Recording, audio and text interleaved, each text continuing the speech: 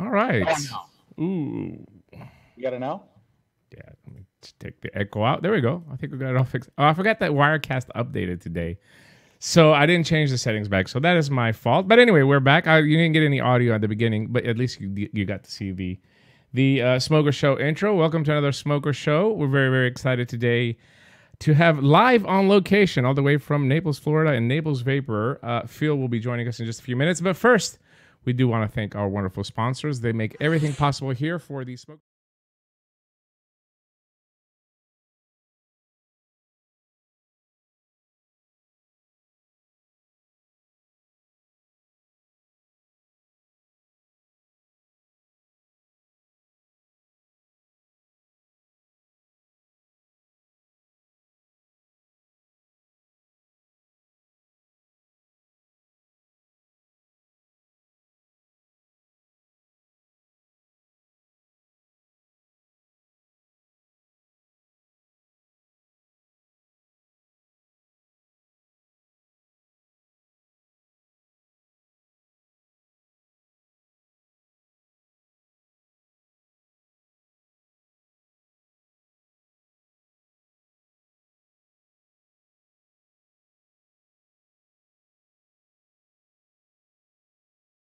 Just a second. Okay. Now I should be having audio. Let me just double check that everything is working. You might have to go through the sponsors again. They said as soon as you went to sponsors, there was no audio.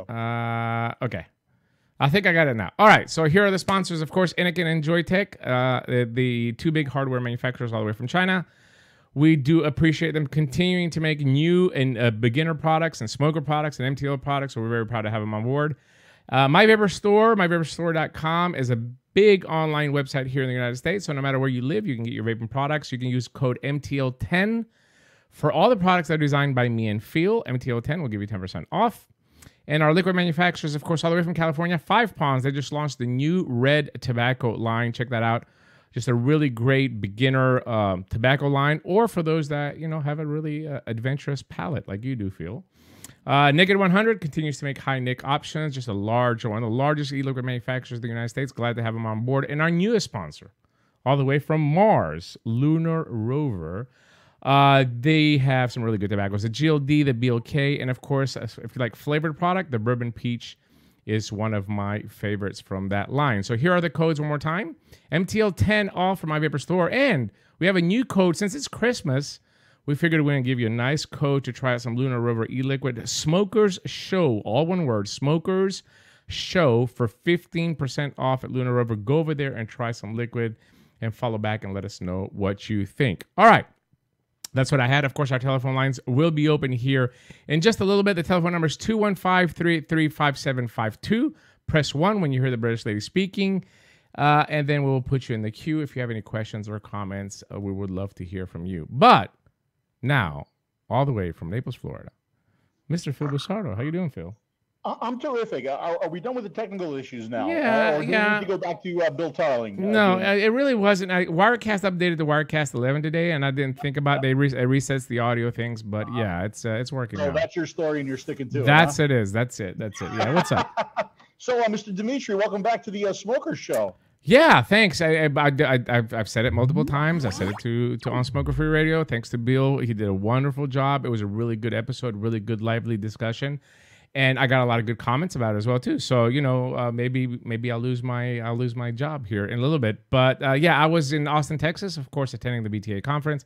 I covered a lot of that on Smoke Free Radio last week. So if you want to tune in and listen to that, and yeah, so yeah, it was a good job. We did fantastic. Two thumbs up. He does a good job, and it's usually like the day before that I want him to do everything is when I get a hold of him, and he does. He pulls everything together.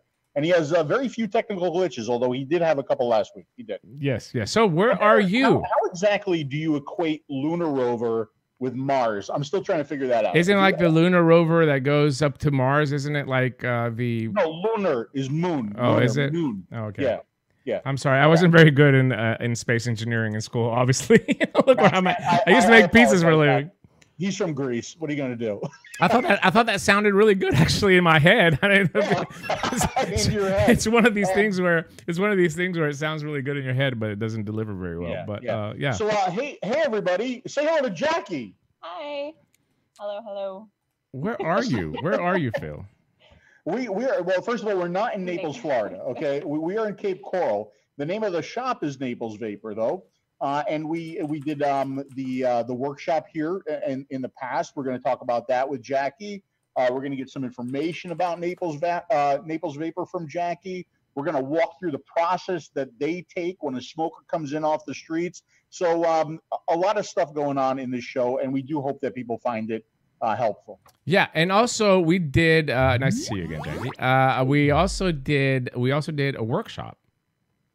At Naples Vapor a few months ago, so I'm really interested to hear a follow up from there. But I kind of like this. I kind of like this little remote. You did a lot of work, I have to admit. I mean, you set up your lights, you set up the everything. So you put in you got your money's worth this week. You put in your effort. But this is pretty cool. We should do this to a few more vape shops. I think that cater. I know here in my area in Chattanooga, I have Chattanooga Vapor Company, Mountain Oak Vapor, still companies that cater a lot to smokers. And these are the companies that we want to promote that continues to have the same passion that we have. So yeah, so let's learn a little bit about Naples Vapor. Yeah, it's good, and we will. But yes. So when I got here, I planned this for like a week of everything that I knew that I had to bring, and I start hooking up everything together, and I forgot a damn video cable. I knew it. Yeah. So I had to drive back to the house. House was about 30 minutes away, but there's an accident on the way to the house, which I had to go 10 miles around my house to get to my house, and I still don't know the area. So thank God for GPS. Otherwise, you and the audio from Phil might be just a little bit of hollow, but keep in mind he's in a big store inside there and he is remote on this, so we did our best to fine tune it as much as possible before. So take it away, Phil. Yeah, okay. So Jackie and Naples Vapor. So why don't you give us your history, and yet speak nice and loud and clear, okay, so that everybody can hear you. But give us your history. Why don't you start with your history with e-cigs, and then let's go into your history with Naples Vapor. Okay. So about 5 years ago, I was a heavy smoker, probably 10 packs a day, a pack a day. And I initially attempted to try vaping. And at that point in my life, it just didn't work for me. It seemed like it was too confusing. There were too many parts I had to keep up with. So I kind of reverted back to traditional tobacco. And how long ago was this? 5 years ago. 5 years ago. Can you just talk about that experience, Jake? I'm sorry to interrupt right off the bat, but I think it's really interesting because we do want to have that information. It's like, I mean, you talk, it was complicated. Was it overbearing to the point where you were willing to go back to cigarettes simply because it was so much work to vape? It seemed like it was significantly easier to just, for me at the time, light a cigarette instead of fill a tank and change the little filters that were in there. Then you had to wait for the battery to charge. And if any of those things were going wrong, I'm a very impatient person. So I would light up a cigarette. And at that time, that's what I chose to do. So what got you back to vaping then eventually? So fast forward a year after that, I was working in the restaurant industry, which I loathe, and I was looking for something different to do. And I got a really great opportunity at a vape shop here in Fort Myers to work there.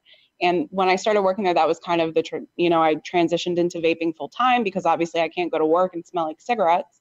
So I started kind of really committing to it and pushing myself to try and stick with it. And that was the hardest thing for me. Once I got the proper education and I learned about the device and how simple it really was, I mean, it made it a lot easier to make that transition. And for me, it was all about finding a flavor. I mean, you have to find something that you like to vape. And that's, I think, can be complicated for some people. Do you remember the first piece of hardware and the first e-liquid that worked for you, that did it for you? It was a 𝘃𝗽𝗲𝗿. It had the adjustment on the bottom where you could adjust the wattage. I think it went like a twist. Yeah, it was like a twist battery with a K1 tank. And I used strawberry ice in 18. That was my go-to. If I can just interject here, and I'm gonna move back on just the dual screen because I find this so fascinating. Yeah, we talk about the flavor all the time, right, Phil? I mean, here on the Smoker Show, what do we say? The most important part of vaping is to find that flavor. It's going to keep you off cigarettes. But in our workshop presentation that we do, that me and Phil do for vape shops, we have this slide. And I'm just going to put the slide up because I think she just timed it so good, right? So I'm going to move it here. So I'll make sure my audio continues to work while I switch there. Yeah, it does. So this combination here, and I know this is not an EVOD, but it's exactly the same concept, right? This combination here, meaning a variable voltage 𝘃𝗽𝗲 battery. In this particular case, this is the Joyetech 𝘃𝗽𝗲 with a C4 tank, alongside 24 milligram nicotine e-liquid. This combination here was the explosion of vaping. It was. This combination is what got a lot of people to get off cigarettes.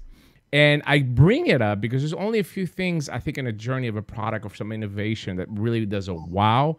That combination, as Jackie just said, in her experience, that combination is what got her to quit smoking. And I think it did millions of people.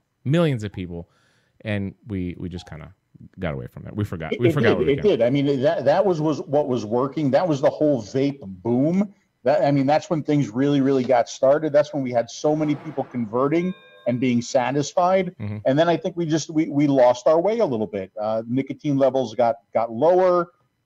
People got more into, direct lung and cloud chasing, and it became less about converting and helping people not smoke and more about, I think, the hobbyist, the enthusiast side, right? Would you agree? Definitely. I think we definitely lost focus on it being more for people to quit smoking. And I definitely noticed it turn into more of a hobbyist side where people were like, I just want to blow big clouds. And it's like, that's not what this is intended for.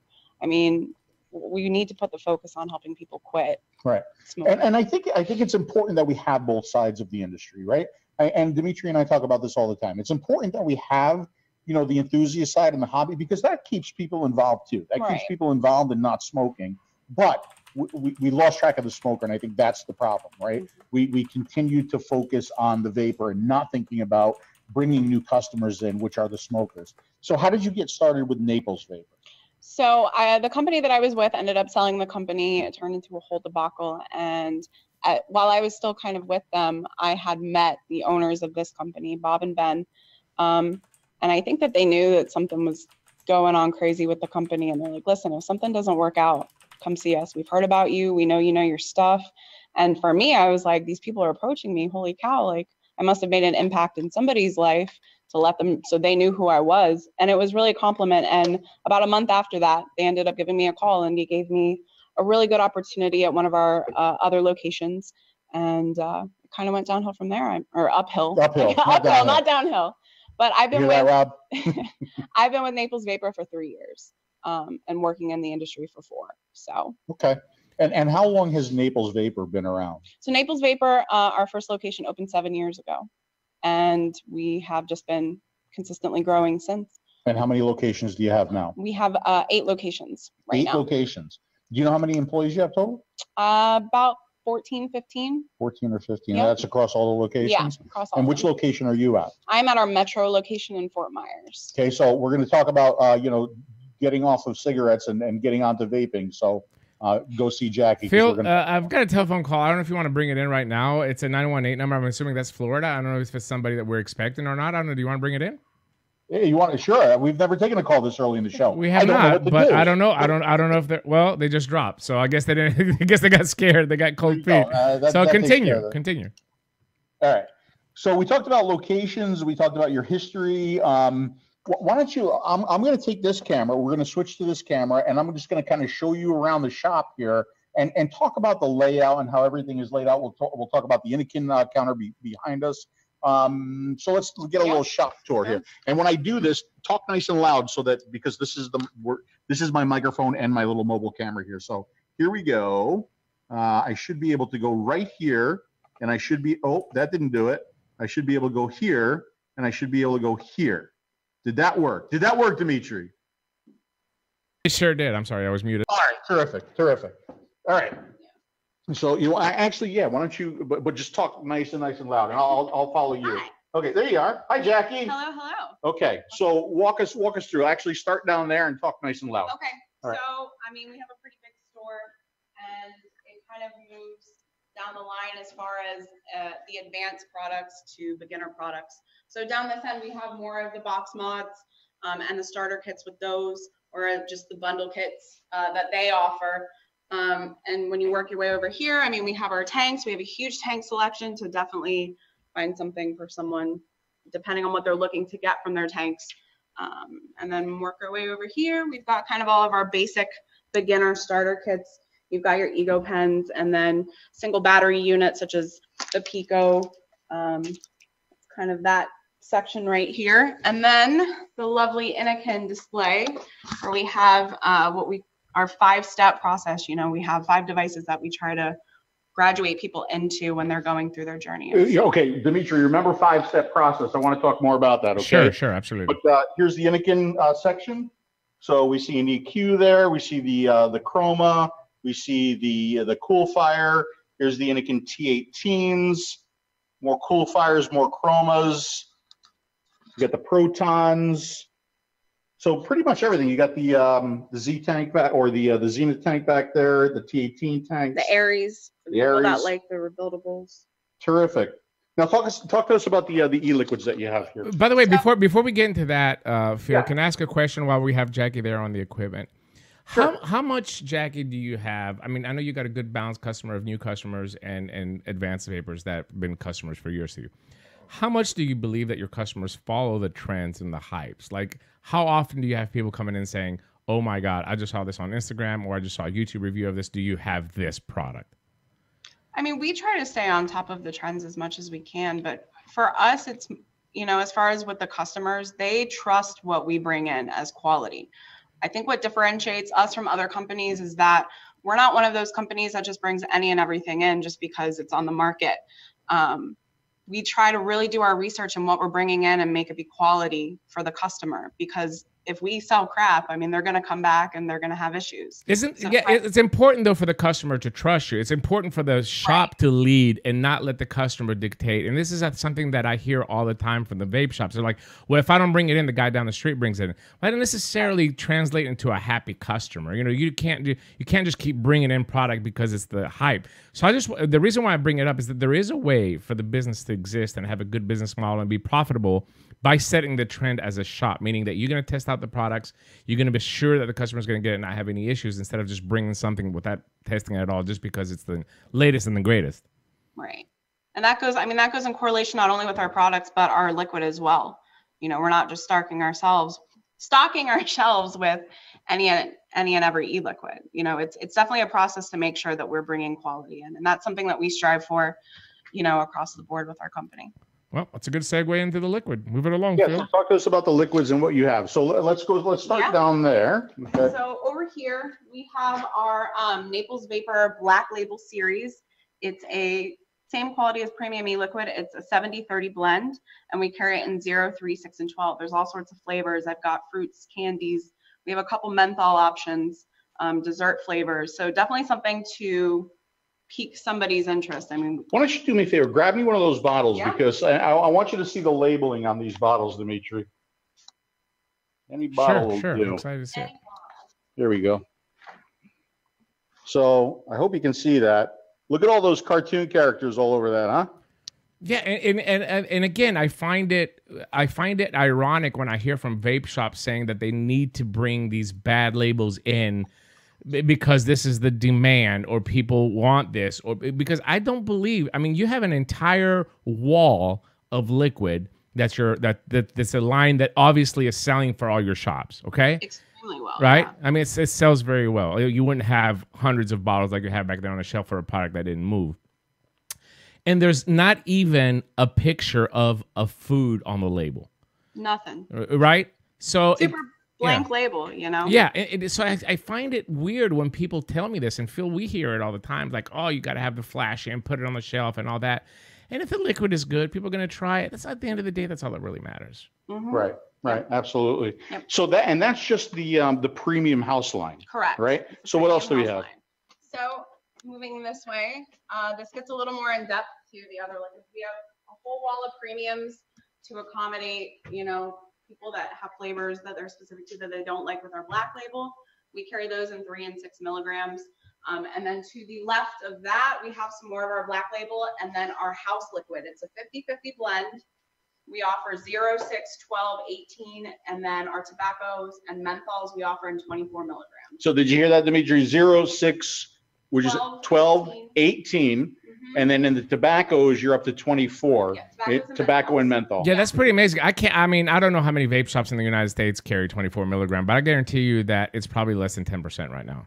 which again, it's sad. You go put 24 milligram in inikin T18. You have a fantastic vape. You don't need salt. You don't need pods. You don't need anything like that. But yeah, and I do want to bring just a couple of comments. I love that you're doing this B-roll footage because this is a really, really nice, big, comfortable shop. It's very bright. It's something that I've always said the vape shop should be bright. There shouldn't be dark cult-like type things, you know. Plus, if you have a lot of vapor inside, it's not going to be overwhelming for the customers that come in. A comment from Bree Holland, Bob Sharkey. My dad has been using the T18 for a couple of days now. He hasn't looked back. Congratulations to your dad. I hope he stays smoke-free. Another comment from Sky Camo in the chat. I wish more juice makers would make 12 milligram and higher for us MTL vapors. Sky, this is something that we hear daily with Feel. And of course, we try to push them off to some companies that we know carry high liquids, like Lunar Rover, Nick, it does, 5 Pond does. A couple more, the Plume Room, which is a sponsor of the Smoke Free Radio. They have an excellent line. You just have to go look for them. They don't have the hype and the marketing as the 𝘃𝗽𝗲𝗿𝗀 of the world that have 036 and use marketing really, really powerfully on social media. So I'm sorry, Phil. I was ranting a little bit there, but no, that's okay. That's what you do. Carry on. And by the way, Bree sent me a beautiful letter. I do have it up on Taste Your Juice, and I'm really thrilled for that their father is doing well with the product, and she was talking about getting more products. So very, very happy. And then Lunar Rover, thank you, Lunar Rover and Inikin for providing that product. Congratulations to Bree. Yes, and we might give a couple kits away today. Who knows? If we get in a giving mood, why not? It is Christmas after all. Hey, look, there you are. Look at that. Look at this. Well, I'm not really there, but no, you're not there. That is 𝘃𝗽𝗏 confirmed right there. I mean, it really is. That, huh? But yeah, just the other camera. Say again. I'm going to switch back to the other camera. Okay, I'm going to go into the dual shot here, just to kind of put me on the screen as well too. The telephone lines are open 215-383-5752. If you have any questions or comments, please give us a call. And we'd like to have you come in and join the conversation. Anything that you want to talk about, any help that you need, we are here for you. But all the shops pretty much have that same type of format, right, Jackie? I mean, I've been to the other shop that you manage now, and I haven't been to all of them, but I'm assuming that there is a thinking behind how we're going to keep a clean, comfortable, inviting shop for the adult smoker in the 2018 era of shopping, right? Of course. We don't want somebody to feel overwhelmed when they come in, like you were saying earlier, where it's just fogged up. That's not the type of scene that we've ever conveyed to any of our customers. We like to make it bright. We have very nice display shelves that clearly show what everything is. Everything's just not bunched up or just thrown in there.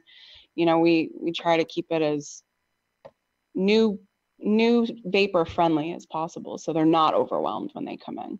Right. I think I shared the story with you, Dimitri, and I know I've shared it with others people, especially at shows. One of the coolest things that I've seen in my experience with this industry was being here in Florida. And I told the story about, the door opening and an older woman coming in with a walker, and you used her walker to get up to the counter, and she bought her coils and she bought her liquid, and she turned her walker around and she walked out. I'm thinking to myself, we need to see more of that, right? We need for people to understand that vaping is not just for the young. Vaping is not just for the tattoo crowd or the ear gauge crowd, and there's nothing wrong with that crowd, but it's for everybody. We all have lungs, all ages can be helped with this. And that story that I told, I was at a Naples Vapor when I saw that. They do this so well on their social media. They do this so well on the social media, and I'm so proud to regrant or repost Naples Vapor, and I wish more stores would do that. If you follow me on Instagram, Instagram.com/VapingGreek, or you can look up Naples Vapor, you're going to see that they'll post a picture of a 50-year-old lady that came and quit smoking instead of the big titty model that's going to push, the liquid line that they're trying to get out there. I think that those faces, Jackie, and talk a little bit about that as well, too. Those faces. Tell us what you do in that situation when somebody new comes in and they convert. Tell us what you do.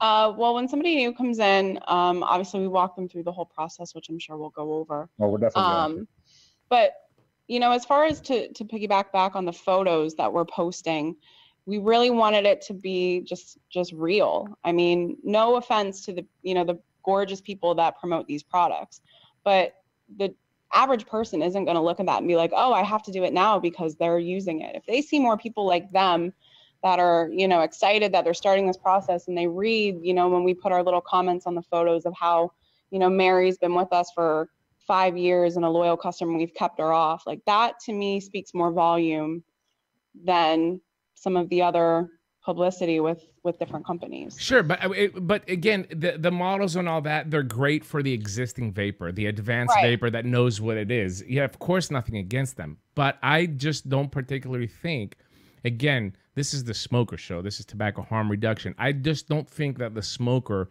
can relate with the hobbyist side of vaping and this advanced user. And I think it's for them, they have to feel comfortable in using the product. So if all they see is this flashy thing and these clouds and these professional, you know, trick photos and all that, a smoker can't relate to that. And they might be intimidated to try it. I think I'll take that a step further, Dimitri, because I think there are some smokers out there, maybe a younger crowd, a younger generation of smokers that can relate to some of that, right? But I think there's a larger percent of smokers, a larger percentage of smokers out there that can't relate to that, right? So that's why, you know, I've always been a proponent of balance in the industry. Every time you see a young guy, see an older guy. Every time you see a direct lung, see a mouth to lung. Every time you see a high wattage, see something low. Every time you see low nicotine, see high nicotine, right? Because this encompasses everybody. We all have lungs. They can all be helped by this industry. Just a brief question, since we're still on the Naples Vapor, and I just saw it in the chat. Did you employ older people as well too at Naples Vapor? And we were there. We saw there were older people there. Yeah, you guys saw. We have a couple employees that are definitely, they don't fit the typical look of what you would imagine a vape store employee to look like. And I think that that's really great because even the older crowd will feel more comfortable, I think, or not as intimidated speaking to somebody maybe closer to their age than some young kid who's sitting here chain vaping and clouding up the place when you're trying to get information. And, you know, and I love this conversation, okay? And the reason why I love this conversation is because some people are going to listen to this, right? And they're going to be offended by it. Yeah. Right. But that's not the goal. That's not the goal of what we're doing here. The goal is to make vaping attractive to a wider audience, right? And not just continue to market and push vaping to vapors. We need to market and reach smokers because, you know, as I've said so many times, we work in a very, very unique industry where every smoker that comes in off the street, number one, that's a new customer, right? So we make money. But number two, that's a life that we've potentially saved. And that's why it's such a unique and special industry to be involved with. Yeah, let me grab this this phone call here really quick. 860, you're on the air with Phil, Demi, and the beautiful Jackie. Who is this? Where are you calling from? Hi, it's Sasha. I'm calling. Hey, Sasha, how you doing? From Connecticut. I'm good. What is your question today? What is your comment? Oh, okay. So I was wondering, actually about helping my son quit smoking. Yeah, you put the comment about the dual use, right? Yeah. So he's actually smoking and vaping at the same time. I've actually I have a segment planned today. It's going to go on in a little bit, probably in about 45 minutes. I've got a segment planned exactly to deal with that, the issue that you're having with your son, meaning that he's smoking and he's vaping at the same time. Yes. So hang tight. Okay. We'll get to it. And if you have any more questions, you can always call back. Hopefully, I'll be able to answer all of them, and you'll be able to guide him as well, too. I know exactly what the problem is, but hopefully you'll be able to guide him as well, too. And if you have more questions, you can call back or take our information that we're giving you and try it, and then maybe call back in the next Smoker Show and see how it's working out. Okay. Okay? Thank you, dear. Appreciate it. Thank you very much. Sasha. Yeah, and don't be shy. Please, guys, call the phone line. So, all right, Phil, I'm going to get back to you. What do we have next on the list? Okay, so we talked about the Instagram. How about so when somebody comes in, obviously we're going to go through, you know, kind of that role-playing thing, but what are your more popular products that you recommend for smokers and nicotine levels? Where do you go with that? So depending on obviously how much they're smoking, I mean, we try to obviously grasp that first and then start to make recommendations. But I mean, there's two different types of devices mainly that we know, mouth to lung and 𝗃𝗏. And those are usually the two that I found most people either go to one or the other. So, you know, we like to give people the ability to try how their device is going to kind of hit. You know, we have tester tanks that are in BVC or mouth to lung style setups that you can try and see the draw on that and see how you like it. And then we do have the 𝗃𝗏 option where you can hit a 6 milligram and see how that goes. I want to stop right there, 𝗃𝗽𝗃, because she said something very, very important there. And this is something that we talk about in the workshop, okay? So she talked about more than just experiencing flavors, right? She talked about experiencing experiences when it comes to vaping, right? Because we know that there's direct lung, there's restricted direct lung, there's mouth to lung, and there's all kinds of mixtures in between those, right? So it is so important for the person who's coming in off the street to understand those differences, because I still talk to people today that have no idea what mouth to lung means, right? They just know what the experiences is from a cigarette, right? So I think that is so important, not only for them to get the different experiences, but for them to try the flavor in the actual experience that they're going to take home with them. Because there's a lot of times where you can try a flavor in a direct lung tank and then you put it in a mouth to lung tank. Totally different. Totally different. Yeah, She said it. Totally different. Right. So, you know, we definitely try to focus on, like I said, focus on them and what, you know, they're using and what they're looking to achieve with it. You know, some people come in and they're just like, I want this setup. I want a straight 𝗃𝗵𝗲 3 milligram. And I'm like, well, okay, how much are you smoking? And when they say pack and a half, you know, obviously we try to match them with nicotine that's comparable to what they're getting from their cigarettes already. I wouldn't recommend a 2-pack-a-day smoker to get a 𝗃𝗵𝗲 kit with 3 milligrams. I don't think that that's realistic on them continuing. I think that they're going to find that it's not going to work well, at least for them at that point, as far as the nicotine. And they need something that's more focused, like a T18, that's going to draw like their cigarette. So have you had that experience? Like some people are just, you know, they're stubborn, or they know what they want, and they're going to come in and they're going to ask for a certain thing. You're going to try to guide them in the right direction, but they don't want to hear about that direction. They just want what they want, right? I'm sure that's going to happen. Yeah. But have you ever had that happen, and then they come back and they are like, well, that didn't work for us and we're not successful and we're still smoking. Now maybe I should listen to you. Has that happened? Many times. I have customers that will come in and they'll say, okay, I want an 18 milligram and a straight 𝗃𝗵𝗲 setup. And I just kind of like, I don't think you want to do that.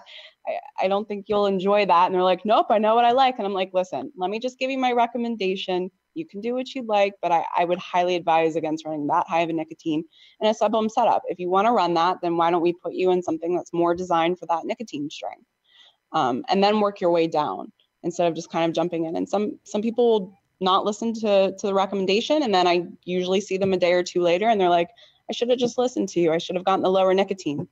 So I think there's another factor here that we need to take in consideration as well too, is price. Right. I think we really got away. I mean, we really got away from one of our best selling tools as an industry all these years in the last couple of years, with these devices getting bigger and requiring more batteries and chargers. I think that the T18 option, I'm just bringing that up because it's something that you guys use there, or 𝘃𝗽𝗃𝗿 e-cig or whatever. These options here, a $20, $25 setup, right? That's the difference. Somebody invests $100, $110 into a kit, right? With starter kit, I wouldn't even call it a starter kit, but a kit, and it doesn't work within the first 24, 48 hours, it puts a really bad taste in the mouth. And we've made now vaping very, very expensive versus that picture that I showed you earlier, which was the 𝘃𝗽𝗃𝗃 with a C4 and that 24 milligram. They get in there for $30, and now you got a slow investment with a really good setup that you're feeling like, oh, I didn't even spend a lot of money and I'm getting satisfaction. So price, I think eventually if somebody becomes a vapor, shiny titles will take over. They're going to come back and buy more stuff from your store. But that initial getting into the category price should be kept as low as possible. Right. And so what are a couple of the more popular kits where that you recommend for people to get started? So our Anakin T18s are awesome. They're definitely one of our better sellers, and we do offer both the original version and then the version 2 with the adjustable airflow and the different power settings. Those have been consistent for at least the last year for us, of probably our best mouth to lung or more restricted style starting kit. As far as if somebody wants something that they can adjust, obviously the Chroma kits with the Zenith tank are great because of the battery. They're not going to be running super high, but they get that kind of idea of something a little more than just the restricted T18. Right. And you mentioned another kit for somebody who wants like something more of a direct lung to get started. So direct lung, we have the EQ, which is been a big seller. The EQ for direct lung? Oh no. Not the Inikin EQ. No, you're talking about. Oh yeah, it's my first day apparently. Okay. Sorry. The smoke print stick has been probably one of the easiest 𝗃𝗵𝗲 type units that we've had.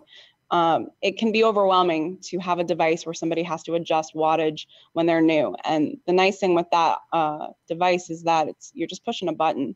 And I tell people it's probably one of the most easiest units that you're going to get that much vapor production from. Yeah. And one thing that I just want to clarify, because Jackie is using 𝗃𝗵𝗲 and mouth to lung. And we've talked about this before on the show. I just wanted it to be very, very clear is that 𝗃𝗵𝗲 does not always equal direct lung, okay? Perfect example are the Z coils. So the Z coils come in a 0.8, they come in a 1.6, they come in a 0.5 plexus, okay? The 0.8 and the 0.5, that's 𝗃𝗵𝗲. That is 𝗃𝗵𝗲 because you're below 1 ohm, right? But that does not mean that it's just mouth to lung or just direct lung. So mouth to lung has a lot to do with airflow, air velocity, chamber size, things like that. And you can certainly get a good mouth to lung vape off of a sub-ohm coil. I just think that's really important to point out so that we don't confuse people. Okay? Also, let me get a comment from the chat. I got a T22 for Christmas last year. Pack-a-day smoker for 30 years and never looked back. On the areas now as I watch this. And it goes to show you that you don't have to spend thousands of dollars to get started into vaping. A simple T22 can do the trick as long as you're satisfied and you get rid of the cigarettes. You know, Son of Liberty made a comment as well, not everybody's going to become a collector. No, but I think that people like to reward themselves. You quit for 6 months, you want to upgrade your device. I mean, I've seen pictures that Jackie has posted of people that have been vaping at her store for 4 years, older people, and they reward themselves by buying a 𝘃𝗽𝗲 kit. This is their upgrade. They're like, well, I'm going to get rid of this little tube now. I'm going to get a 𝘃𝗽𝗲 4 years later. But guess what? That customer comes every week and they buy the coils and they buy the liquid from you and they trust you. And of course, we'll talk about that a little bit later. But that's all it takes is having the right device at the right price to get that entry point in. And then I think from a business standpoint, the shops that are trying to upsell, this is not a restaurant. Listen, I was in the restaurant for 23 years. We want to upsell. We want to sell them more expensive wine. You want to sell them more expensive. This is not a restaurant. This is harm reduction, folks. This is harm reduction. I am tired of the vape shops. You go in there and you want to buy something and they sell you $200 worth of crap that you're probably not going to use. It just pisses me off. I'm sorry. It's okay. Continue. Dimitri, be pissed if you want. Continue. Okay. We're all used to it. Yes. So, you should after last week's Smoke Free Radio. That's for sure. Anyway, go ahead. So I know we want to bring in another guest. We want to take a break for one of our sponsors. But before we do, let me just mention this. So you guys, if you've been following this show, if you've been following my reviews, you know about the great stocking giveaway of 2018. Okay, so there are a ton of items in that stocking. There's hardware, there's devices, there's tanks, there's e-liquid, there's chargers. Thank you to all of our sponsors for providing stuff for that stocking. And I've been saying how you win that stocking will be in a future video. The video that I shoot tomorrow, the review video that I shoot tomorrow, we're going to do some show and tell on the new Inikin tank. We're going to take a look at a new device or relatively new device from 𝘃𝗽𝗲. We're going to go through that. And at the end of that video, I will be letting people know how they can enter the great Christmas stocking giveaway of 2018. Okay. Exciting. And again, if you want to know everything that's in that stocking, just go to the top-of-tasteyourjuice.com. There's a little stocking picture there. You click that and you will see all the items that you could potentially win for this contest. And I really do hope that it makes somebody very, very happy this holiday season. So that will be in the next video, folks. That's a lot of stuff. Maybe I can do the drawing when I come down. We'll talk about it. Anyway, let's talk a little bit quick about our sponsors. Of course, My Vapor Store. All the products that me and Phil designed, 10% off with the code MTL10. And a big holiday coupon from Lunar Rover. LunarRover.com is Smokers Show. All one word, 15% off. Go over there and try some liquid. And we'll be right back.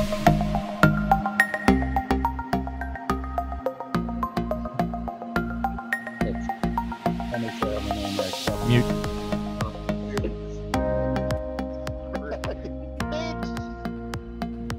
Sir.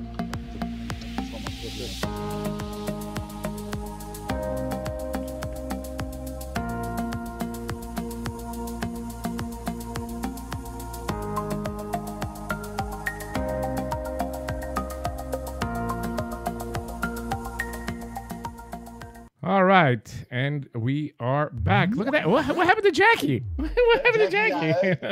I don't know. She didn't get enough sleep. I don't know what happened. After sitting with you, that's what Jackie turned into? Oh, my God. That's amazing. She was so pretty before. Look what happened. I don't know. But this is not Jackie, obviously. Everybody say hello to Mitch. Hey, Mitch. What's up? What's happening? Guys. So, Mitch, how long have you been shopping here at Naples Vapor? Naples Vapor, I've been coming in and out of here since this store opened roughly over about 3 years ago. 3 years ago. So is that when you kind of converted over to vaping?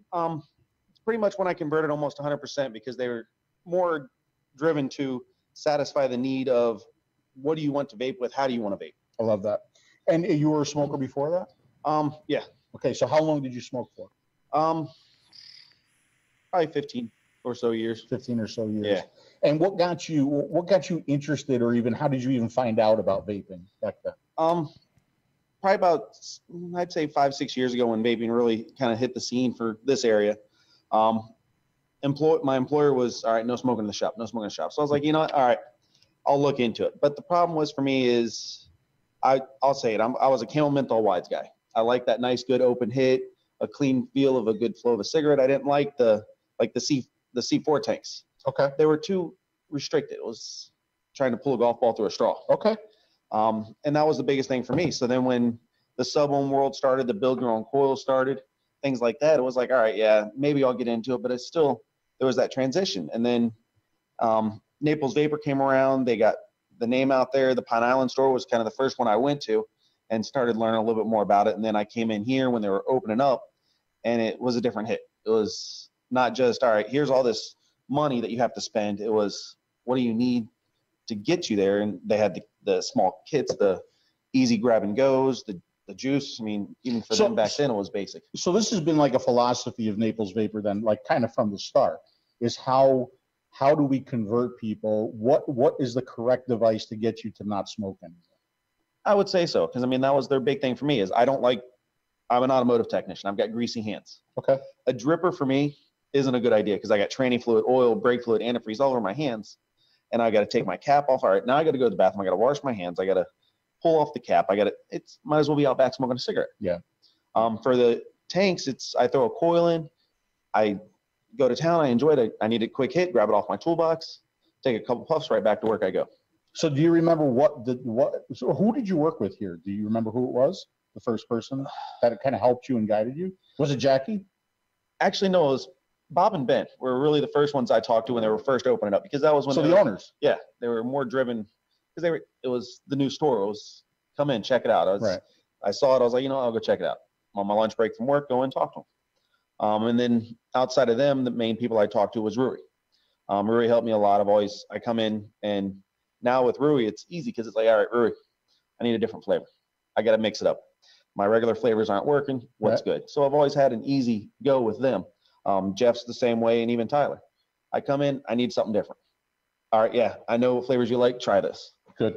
So, and that's something that we talk about too, Dimitri. It's important for the shops to get to know their customers, right?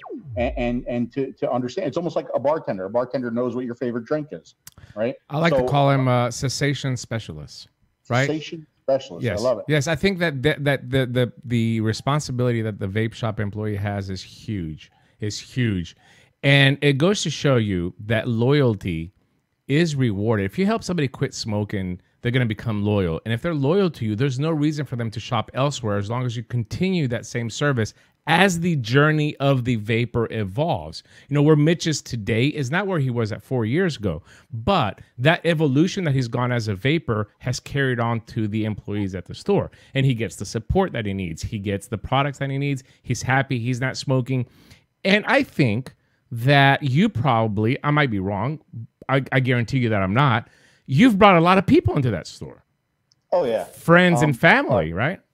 A lot of coworkers. I've brought customers. Hey, man, that flavor smells great. Where'd you get that from? Oh, right up the street at Naples Vapor. I'm working on their car less than 2 blocks away.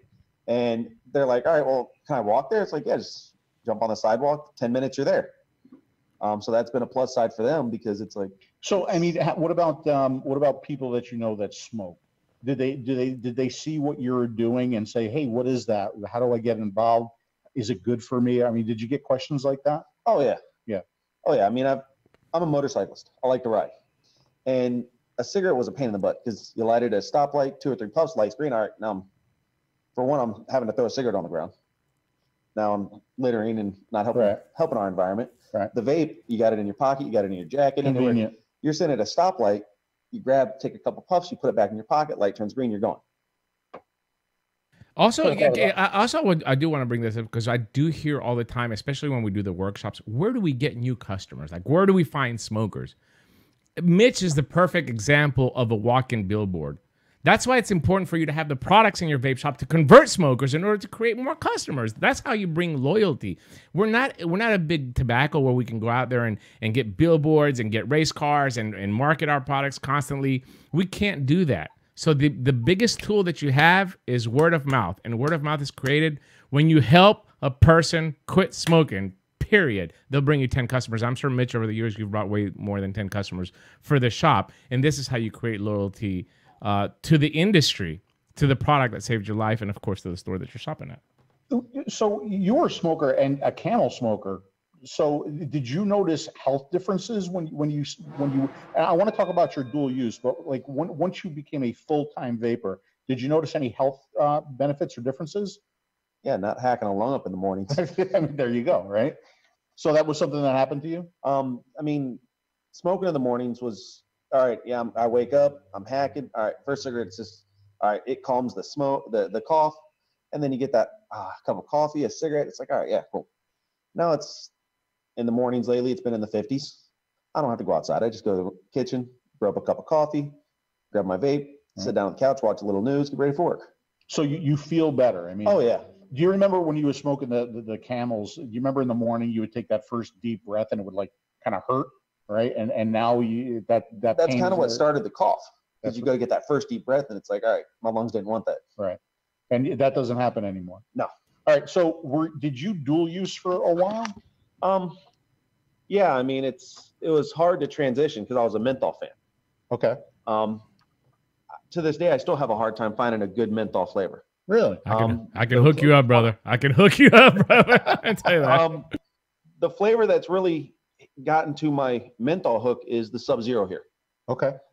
It's smooth, it's subtle, and it's not that overpowering like artificial cough drop menthol. It's a good smooth menthol. More of a natural. Is that part of your house or your premium house? Premium house. Okay. Okay. And so what devices do you use now? I've been a fan for the Rouleau. I've got a Gen 1 I can't kill. Okay. I've played with a couple of the Rouleaus and they don't last as long. The boards don't last. I've had issues with those. The Zenith, I can't complain. Terrific. Terrific. It's pocket size. It's not heavy. Yep. Easy charge with the pass through. I mean, that's a plus for me. The batteries, yeah, they're fun. The big vape, yeah, that's great. But it's not practical because now I got to carry around a pack of batteries. I got to do all that. How many people have a micro USB charger in their vehicle? Just about everybody, right? Yeah. Yeah. Yeah. It's one of the reasons why I say like proprietary chargers. There are some devices out there that have proprietary chargers. Well, that's great. Or maybe even a charging base. That's great until you go to your buddy's house and now you don't have that charger and he doesn't have the base. But like everybody's got a micro USB running around. Yeah. So that's good. I want to pull some comments really quick, Phil, because this is something that we hear constantly. And I am sick and tired of hearing this constantly. You know, went into the vape store, I was overwhelmed with the product. It was just way too much product, just too much. Fortunately for Sasha, she found a very good employee and asked the right questions and guided her to the correct. Another comment right below that, the same thing. I had the same issue because, the chat's moving so fast. I had the same issue because the stores in my area just wanted to sell big direct lung kits instead of helping me quit smoking. I agree. This is why vaping is doomed. This is why, because we're not converting enough smokers. I hate to tell you, and it sounds like I'm preaching to the choir constantly, but this is a big issue. I'm tired of people telling me I went into the store and nobody was concerned about me quitting smoking, but more concerned about me spending $150 on something big that's going to go through a lot of liquid because they think that this is the way they're going to make money. You're not going to convert smokers. Like, I don't care what anybody says, you're not going to convert smokers. Also, another comment that I got from the chat, Just talked to a friend of mine about that today. I introduced at least 6 people to vaping. Most current one this evening. The one guy with my T20 now. Congratulations, Crash Cat. We appreciate it. We got a phone call. Let me see if I can bring this in here real quick while we have Mitch here on us. And it is 859. You are on the air with Phil, Dimmy, and a bearded Jackie. Hello. Hello. How are you? Great. How are you? Who's this? This is Josh, and I've called before. Let's see, it's probably been over a month, and I was hoping to call back with good news. In which a minute ago, while being on hold, I heard that you might possibly be giving away your kits because, well, I'm kind of in the doghouse. I'd called and got a kit for my wife, who was trying to quit. And I tried to get her multiple devices, style ego, one of the closed devices, the rock folders. And so the device had come in that you'd sent, and I greatly appreciate it. And she had tried it for about 2 or 3 days. Didn't really stick with it very, very hard. But however, for the first couple, at least 3 days, instead of the average 2 to 3 packs a day she was going through, she reduced down to under 5, I believe. That's great. And so, yeah, that it was. But however, she claimed that she had made an excuse, and she kept telling me, something about, she wanted a banana juice, and so I couldn't find anything, let alone get her to actually go and try to go in the shop to taste anything else. Yeah. So naturally, she had made an excuse. Problem is, my papa had recently, I got him to switch off of smoking from about 30 to 35 years. He was a smoker, heavy smoker, Camel non-filters. And at the time, he had seen the device. So that kind of creates my dilemma of where I'm in the doghouse. She wasn't using it, and I gave it to him to let him try and kind of get him to the next level. For the simple fact that, he was telling me, well, I'm having to, he's using the chewing tobacco. And however, he had told me that he wished that he was, able to quit that and give it up completely. But he was having trouble with, the cravings and such, especially after dinner. So, successful story is that I gave it to him, and thus far to this day, he is he's doing well. From last I heard the other day, he's doing nothing but vaping, and he has completely quit traditional tobacco use. Well, that's good to hear. At least we got one of them. So Josh just sent me a message on Facebook, and maybe we can get another kit and some high nicotine stuff out for your wife. How about that, Phil? You want to do that? Yeah, I was just going to ask for his information, so let's get that. Either send it to me or Dimitri. And I think I've got some banana flavored e-liquid too from Naked. All right, let's do that. Let's get some of that high nic banana stuff to her. Yeah. Let's get them. All right, Josh. Okay? Send us a message on Facebook, and we'll take care of it. Maybe we can get your wife off too. I'm sorry, that didn't sound very good. I mean, get her off cigarettes. Get her off cigarettes, okay? All right, Josh? Yeah. Thanks, brother. Have a good one. I greatly appreciate it, and I want to thank both of you personally for everything that you have done and you are doing, and what you may do in the future for the community, and not just the community, for those, what you're doing for people that isn't, these hardcore vapers and that are trying to get into it. And I think what you're doing is absolutely just fantastic, to where you have come here and you've got a show going, and you are trying your best to help get people off of, which is the intended, the whole intent and the purpose of vaping and the devices of what they're made for. And I greatly commend both of you for that. Thank you, Josh. We appreciate it. Have a lovely evening and a Merry Christmas that, to you and your family. We appreciate you. Thank you. Merry Christmas. Happy. Thanks, Josh. I cut him off Merry a little bit quick there.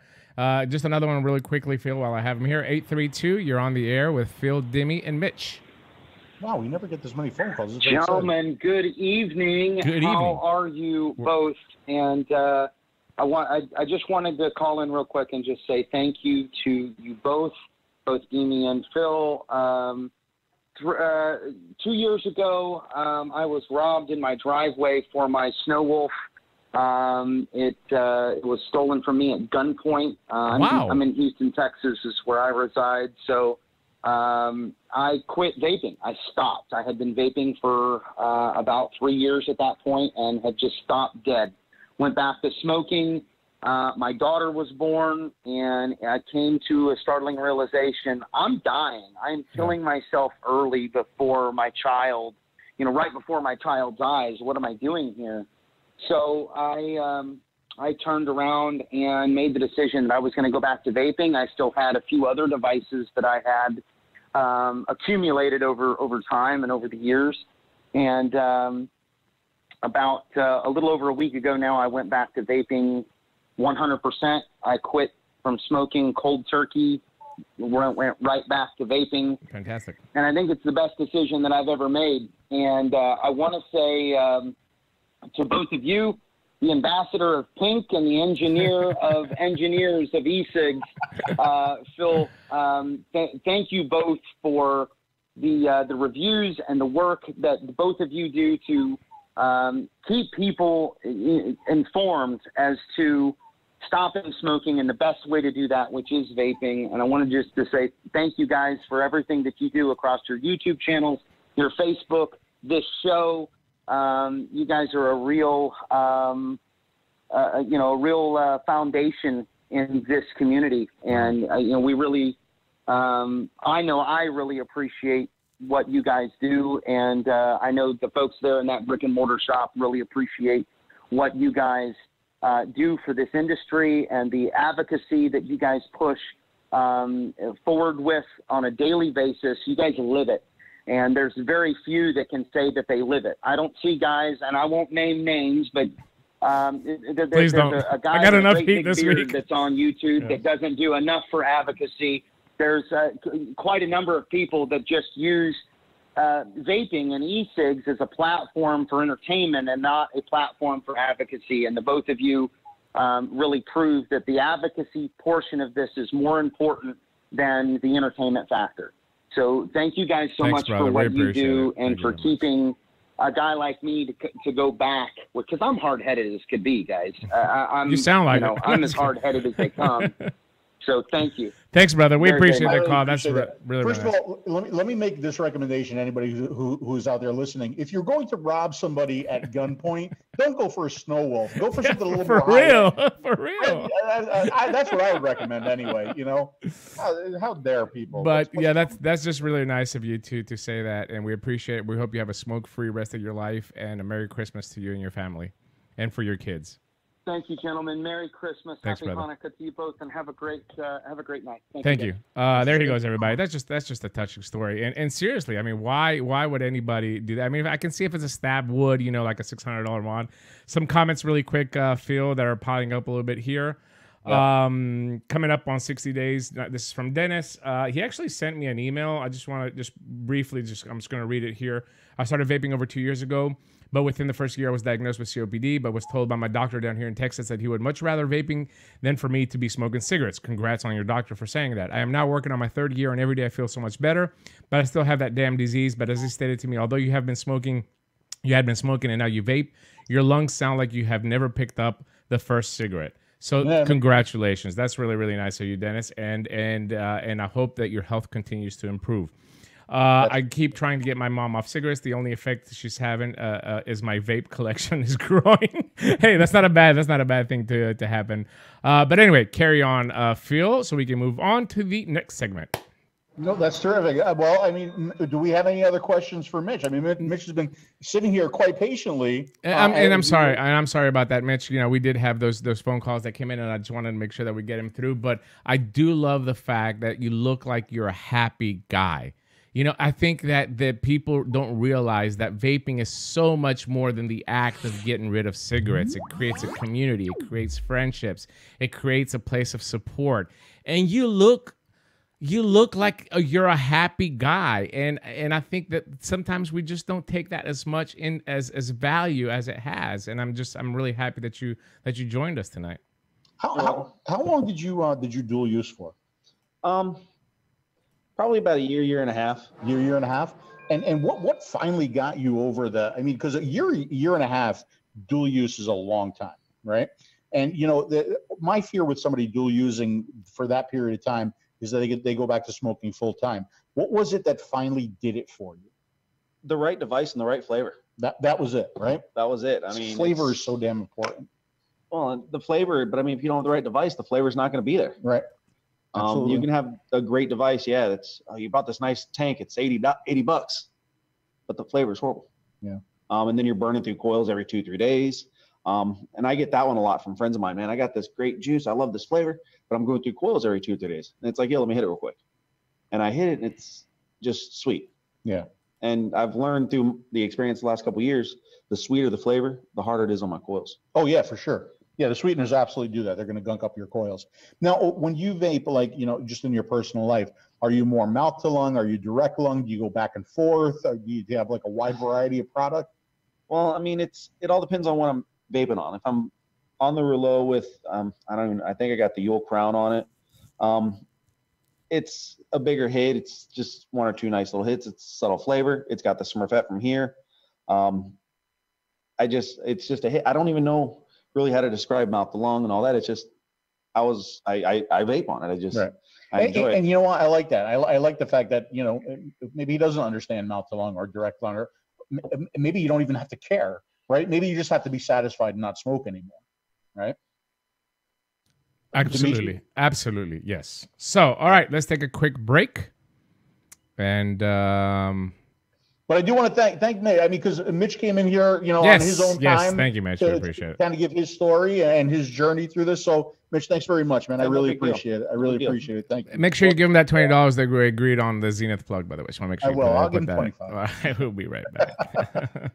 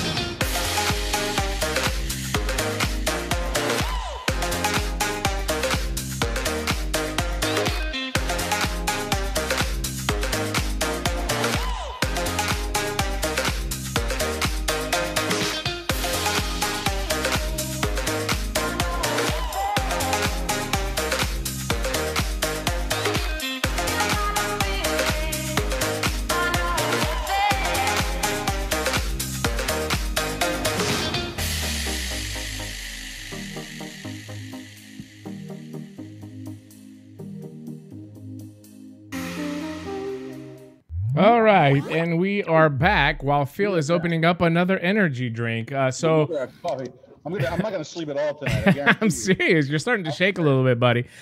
We got something really, really special planned for you, and we'll take about 20 minutes to do this. I'm just giving you a time frame, so we'll stay on track, Phil. So yeah, just kind of explain to us what we're gonna do here, Phil. And I'm really, really excited about this this segment. We are gonna role play. What? What are you gonna do? We're gonna role play. By the way, I mispronounced Darren's name. I apologize. I'm Greek, Darren. This happens all the time to me. Don't take it personally. Go ahead, Phil. Yeah, we're gonna role play. I'm gonna dress up as a patient. Jackie here is gonna dress up as a nurse, and she's gonna take my temperature. It'll be fun. You wish. No, I'm going to be somebody who's just gonna walk in the shop, and we're gonna try to get like an idea of how Jackie would deal with, you know, a smoker, right? I mean, what are the questions?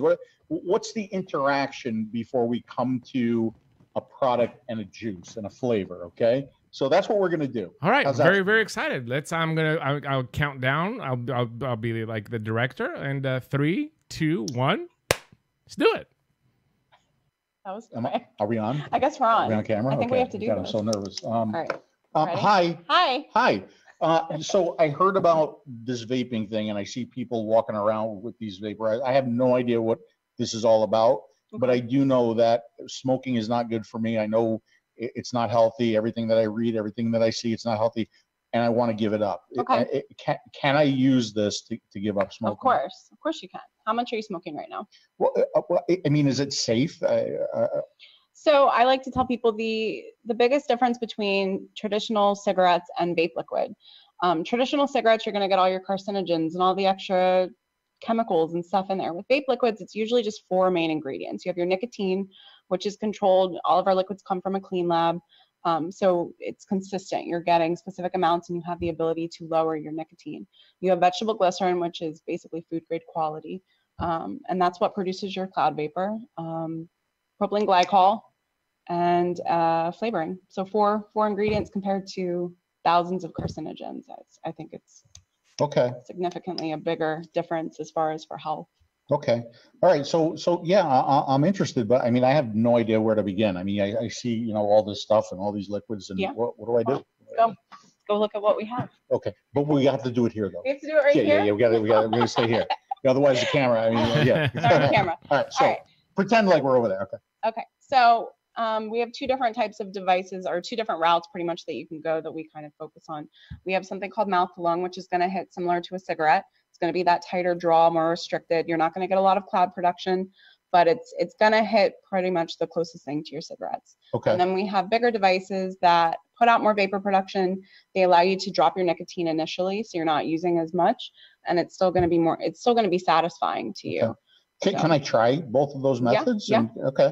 All right. So no, we're walking over to try. It's like, this is fake. So, okay. Oh, we're not really doing it. So all right. So let me try the mouth to lung. Is this okay? Can I try this? Sure. Okay. So this is mouth to lung. This is a mouth to lung. It's a restricted draw. So I just kind of like use it like a cigarette, similar to a cigarette. You're gonna inhale to your mouth, and then you usually inhale it back to your lungs. Okay. Can I try this? Yes, you can. There would normally be like a condom under that. Of course, yeah. Role play, condom. What the hell is going on at Naples Vapor? Mine out of the gutter. Oh, that's mintier than I thought it would be. Okay. Oh, yeah. Yeah. Oh, yeah. Dimitri, you would like it. Jack is right up my alley, buddy. She loves my stuff. Okay, so that's similar to a cigarette. Can I try the other experience? Yeah. Now? So then we have a 𝗃𝗏 style device. It's definitely going to be more of a direct lung hit. Direct lung. I always recommend people to start inhaling before you push the button. That way the vapor isn't, because you're getting a lot of vapor in your lungs, it can be overwhelming. So before you start just trying to hit it like you did the other one, do it straight to your lungs. So don't take it in my mouth first. No, take it straight to the lungs. Just directly into my lungs. Straight to your lungs, and then blow it right out. Oh, kind of like when I was in college and I was using the funny cigarettes? Way back in the day. Oh, okay. All right. I understand now. Okay. So just directly. Okay. Yeah. Now, the biggest difference in a smaller device like this, we can utilize a higher nicotine because it's not producing a lot of cloud production. It's not using a lot of vapor. So in this, I have a 12 milligram, which is pretty comparable to a half a pack, maybe borderline a pack a day. In that type of device, there's a 3 milligram. So it's significantly lower, but because you're taking more vapor in, it tends to be equivalent to running, say, a 12 and something like this. So this was good, and I got a lot of flavor from this, but this felt more like a cigarette to me, and I also felt like that thump that I get from a cigarette. That tingle. That tingle. Yeah. So I think I would be more interested in something like this. Yeah, for sure. So now we're talking about like the nicotine strap. Yeah. So just guide her along a little bit. We'll be my first day. It's my first day. Okay. So, how much are you smoking a day? I smoke 5 packs of Marlboro Red a day. Who does that? I do. Yeah. Okay. I smoke about a pack and a half of Marlboro Reds every day. Okay, so we have an 18 milligram and a 24 milligram. 18 What does that mean? It's the amount of nicotine in the liquid. So Okay. an 18 milligram is going to be comparable to a pack a day smoker traditionally. Okay. We usually recommend the 24 milligram if you're closer to the 2 packs a day. I would probably I'd probably start you at an 18 because I don't want to overwhelm you and it be too much for you that you don't want to use it. Okay. If anything, if it's not satisfying enough, you can always come back. I can come back and we can adjust that. We can adjust that for you. Okay. We can increase the nicotine level. Okay. So now, like, as far as the devices, I see like all these big devices and everything. I maybe someday, but I just want something smaller. Something simple. Yeah, something simple. So, I mean, the EQ is great. It's definitely one of the smaller devices that we have, but we also have the Anakin T18, which it's a little bit of a bigger battery. So, I mean, you're not going to have to charge it as quickly as you would something like this. Because can I see it, T18? Of course, of course. I thought you had that ready, Phil. We did. We had it ready. I don't know. It just what happened to it? I'm up. It's like you got to go back in the stock room here. It's okay. All right. By the way, just an interesting comment I think we kind of left out is, usually when people try these, Jackie, they cough, right? You get that a lot, right? 100%. So let's say that Phil did put it in his mouth and he choked up a little bit and he coughed a little bit, and then they told you, oh, this kind of makes me cough. How would you respond to that? What would you tell them? It's totally normal for people to cough the first probably couple days until their lungs get used to taking vapor in. I mean, it's a little different than a cigarette, and you have to kind of just work your way through that. It can be kind of wary, or it can make people kind of iffy about continuing it because they're like, well, I'm coughing. And I always tell people, well, when you probably lit up your first cigarette, you probably coughed. None of us probably hit that and we're like, oh, this is smooth. Nobody did. Right. So it's just something that you have to want to work through. Very I think important. at the end of the day, it's going to come down to their willpower. Right. Yeah. I know what I would say, but kind of like what Jackie said. Hey, look, when you had your first cigarette and you took that nice long drag into your lungs, what did you do? Go, oh my God, that's so smooth and silky. No, you coughed, right? So give this healthier alternative the same chance that you gave the unhealthier cigarette, right? Because you coughed through the first drag and you coughed through the second drag, and then you coughed maybe through the first cigarette, and then all of a sudden you had that second cigarette and you didn't cough anymore, and then your second pack and your third pack and your fourth, and boom, you don't cough and you're a smoker at that point, right? So give the healthier alternative the same opportunity that you gave the cigarette, okay? Because the coughing will go away, right? Oh, but that was reversed. Okay, so Can I see the Andorra? Yeah, so we have the T18 kit from Andorra. And this device is super user-friendly, so it can... Oh, it's round like a cigarette. Yeah, so it breaks down into 2 components. You have your battery, which is what heats up the heating element, which we'll get to in your tank. It's button activated, so you press and hold as you're taking a draw. Super simple. I have to push a button? You do have to push a button when you take a draw on this. But it's 3 rapid clicks to turn it on, same process to turn it off. And that's all you're really gonna do for the most part. Where does the liquid go? So this is your tank. This is where the liquid's gonna go. Inside the tank, there's a heating element. Okay. It's depending on what you're using, what type of flavoring, you can get a week, 2 weeks, maybe longer out of a coil. Totally depending on your flavoring. But your liquid will fill here at the top. Just pour it right in the middle? Right on this, and not in the center of the coil, because that's where your vapor travels up. And if you get liquid in there, you could get liquid in your mouth, which it's not pleasant. Okay. So you want to fill it up on the outside. Okay. Yeah. By the way, Phil, you didn't tell us what profession you're in, so we can make a decision on what type of hardware that you would prefer. What is your employment? Yeah, I'm a gynecologist. Yeah, you wish. Yeah, all right. Okay. So you're a gynecologist, so you don't want something that's big or overwhelming or boxy. Something that can slip into your surgeon pants or something like that, right? That's right. Well, as a guy, no, I'm not even going to go there. You got no, please don't. Please don't. But that's really attractive. And so the liquid goes on the top. Yep. And then I just refill it. Yeah, you're gonna run out of liquid, so you can continue to refill it. At some point, your coil is gonna go bad, and the easiest way that I try to let people know is if you're getting any type of burnt taste, if you're experiencing any leaking, if you're getting any spit back or excessive spit back, like liquid in your mouth.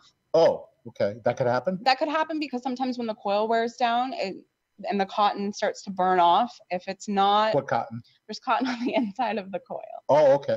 So that's going to start to burn the more you use the device. Okay.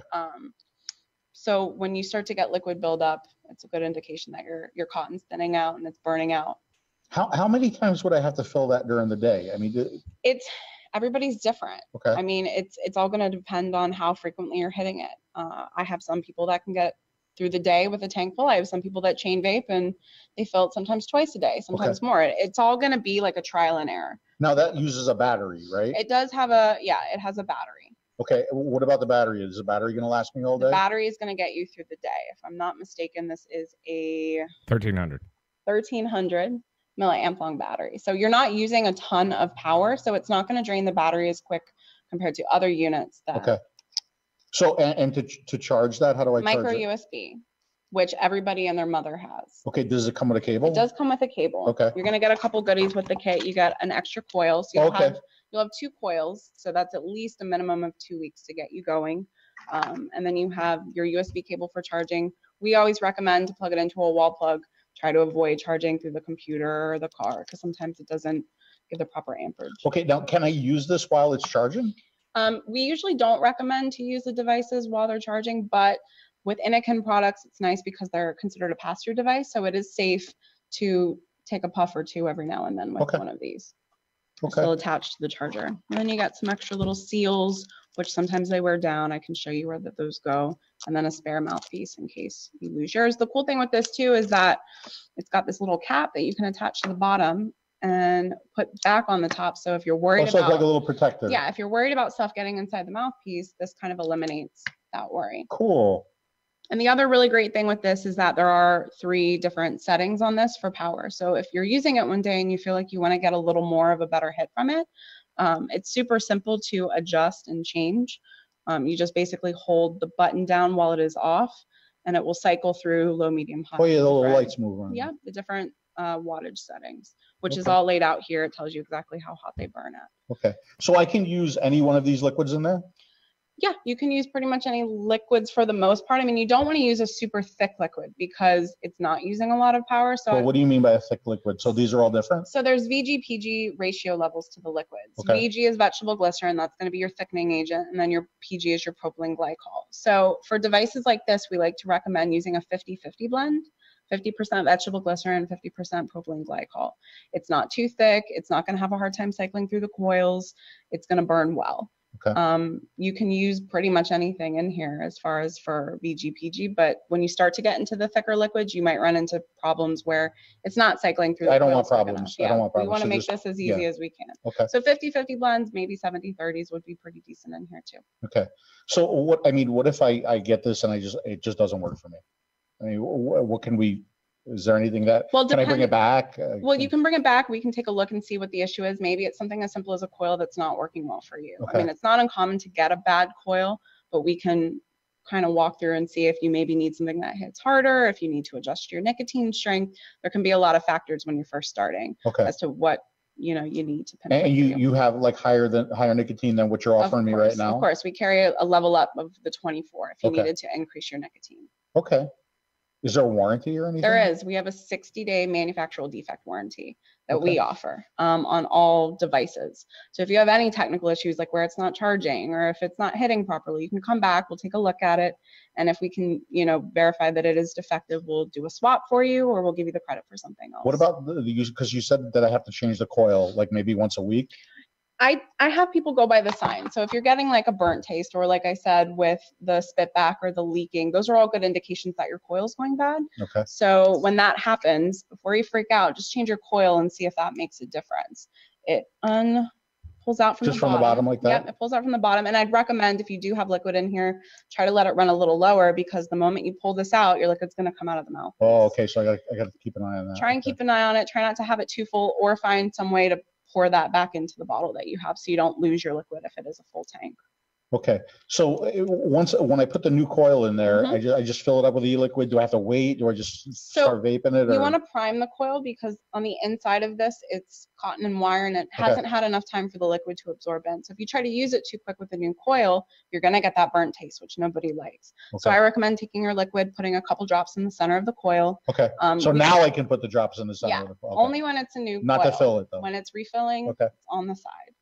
So do that to prime the coil, and I'd say let it sit an extra 30 seconds just to be safe. And then you're gonna fill it up. Upon first fill up, you'll notice it starts to drop down really quick because that coil is pretty big, so it's just soaking up the liquid. So just make sure you top it off. You don't wanna run it too low with your liquid. Try and keep a good eye on your liquid level.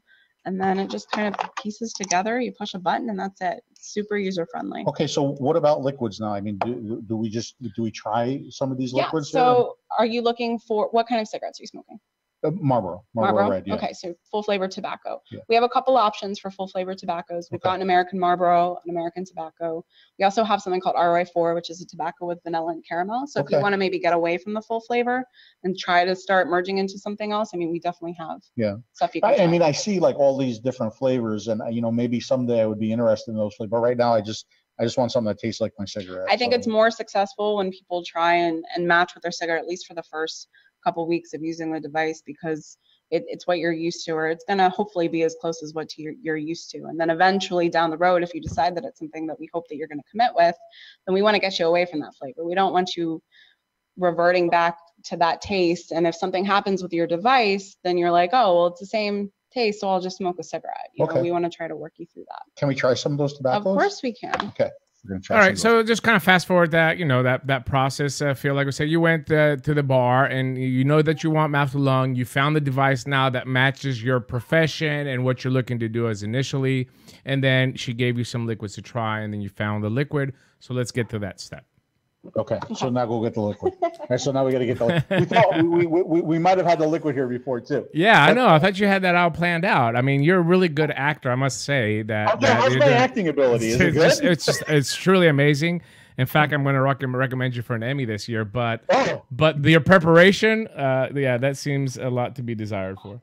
No, that's okay. I blame it all on Charlie. It's my fail. I'll take the blame. All right, so can you show me how to use this for the first time? Okay. Of course I can. So we're going to start with your tank. Okay. Your coil's already installed, so you don't have to do anything with that. But we're going to screw it from the top. We have the 18 milligram American Marlboro. Okay, so that's 18 milligrams. 18 milligrams. Is that kind of like what I'm smoking now? Or? It's more along the lines of closer to a pack a day, but you said you're between a pack and a half. Yeah. So like I said, I don't want to start you too high and it be too overwhelming for you, and it deters you away from wanting to keep doing it. Okay. So I'd rather start you a little lower, and if it doesn't work, enough, I can come back. Definitely upgrade you to that. Okay. So, like I said, you want to put a couple drops in the center. Okay. I do about 5, and then fill it up along the sides. How far up do I go? I go all the way up. You don't want it overlapping into the center of the coil. Because then I would get that spit back thing you're talking about. Okay. Exactly. And remember. So just right up to the top of the coil? Yep, right to the top of the coil. And this goes like this. Okay. You can put this together. And then it's 3 clicks, 1, 2, 3. That will turn the device on. Okay. And you said there's different power levels. There are. Can we start with the lowest? Of course. Okay. It's already on there for you. Is it? Yep. Oh, okay. The first one is the first one's usually the lowest setting. So try that. All right. What's this piece right So that's going to be your airflow dial. That's all personal preference. The more open it is, the more airflow you're going to get through the coil, which sometimes you'll get more vapor production from it, but you can restrict that if you prefer a tighter type of withdrawal. Oh, so it's like the tightness of it? The restriction of the vapor coming into your mouth. You can have the ability to open and close that. Oh, yeah.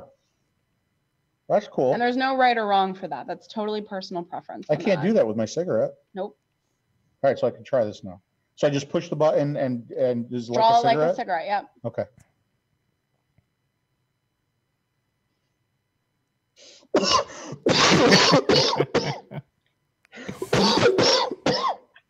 Why am I coughing? It's totally normal to start coughing. The propylene glycol is in there, and that's basically like all the crap that you've gotten from your traditional cigarettes. It's kind of trying to fight through that. So you're gonna cough the first probably day or two. And I always tell people, you probably coughed when you smoked your first cigarette. Yeah, so, it's something that you gotta kind of try and force through. It definitely gets easier the more that you hit it, and you won't be coughing forever. Okay. So it's not something I have to deal with all the time. No, it's gonna go away. Should I take a smaller hit? You can try taking a smaller drag off of it, but I think you're probably still gonna cough a little.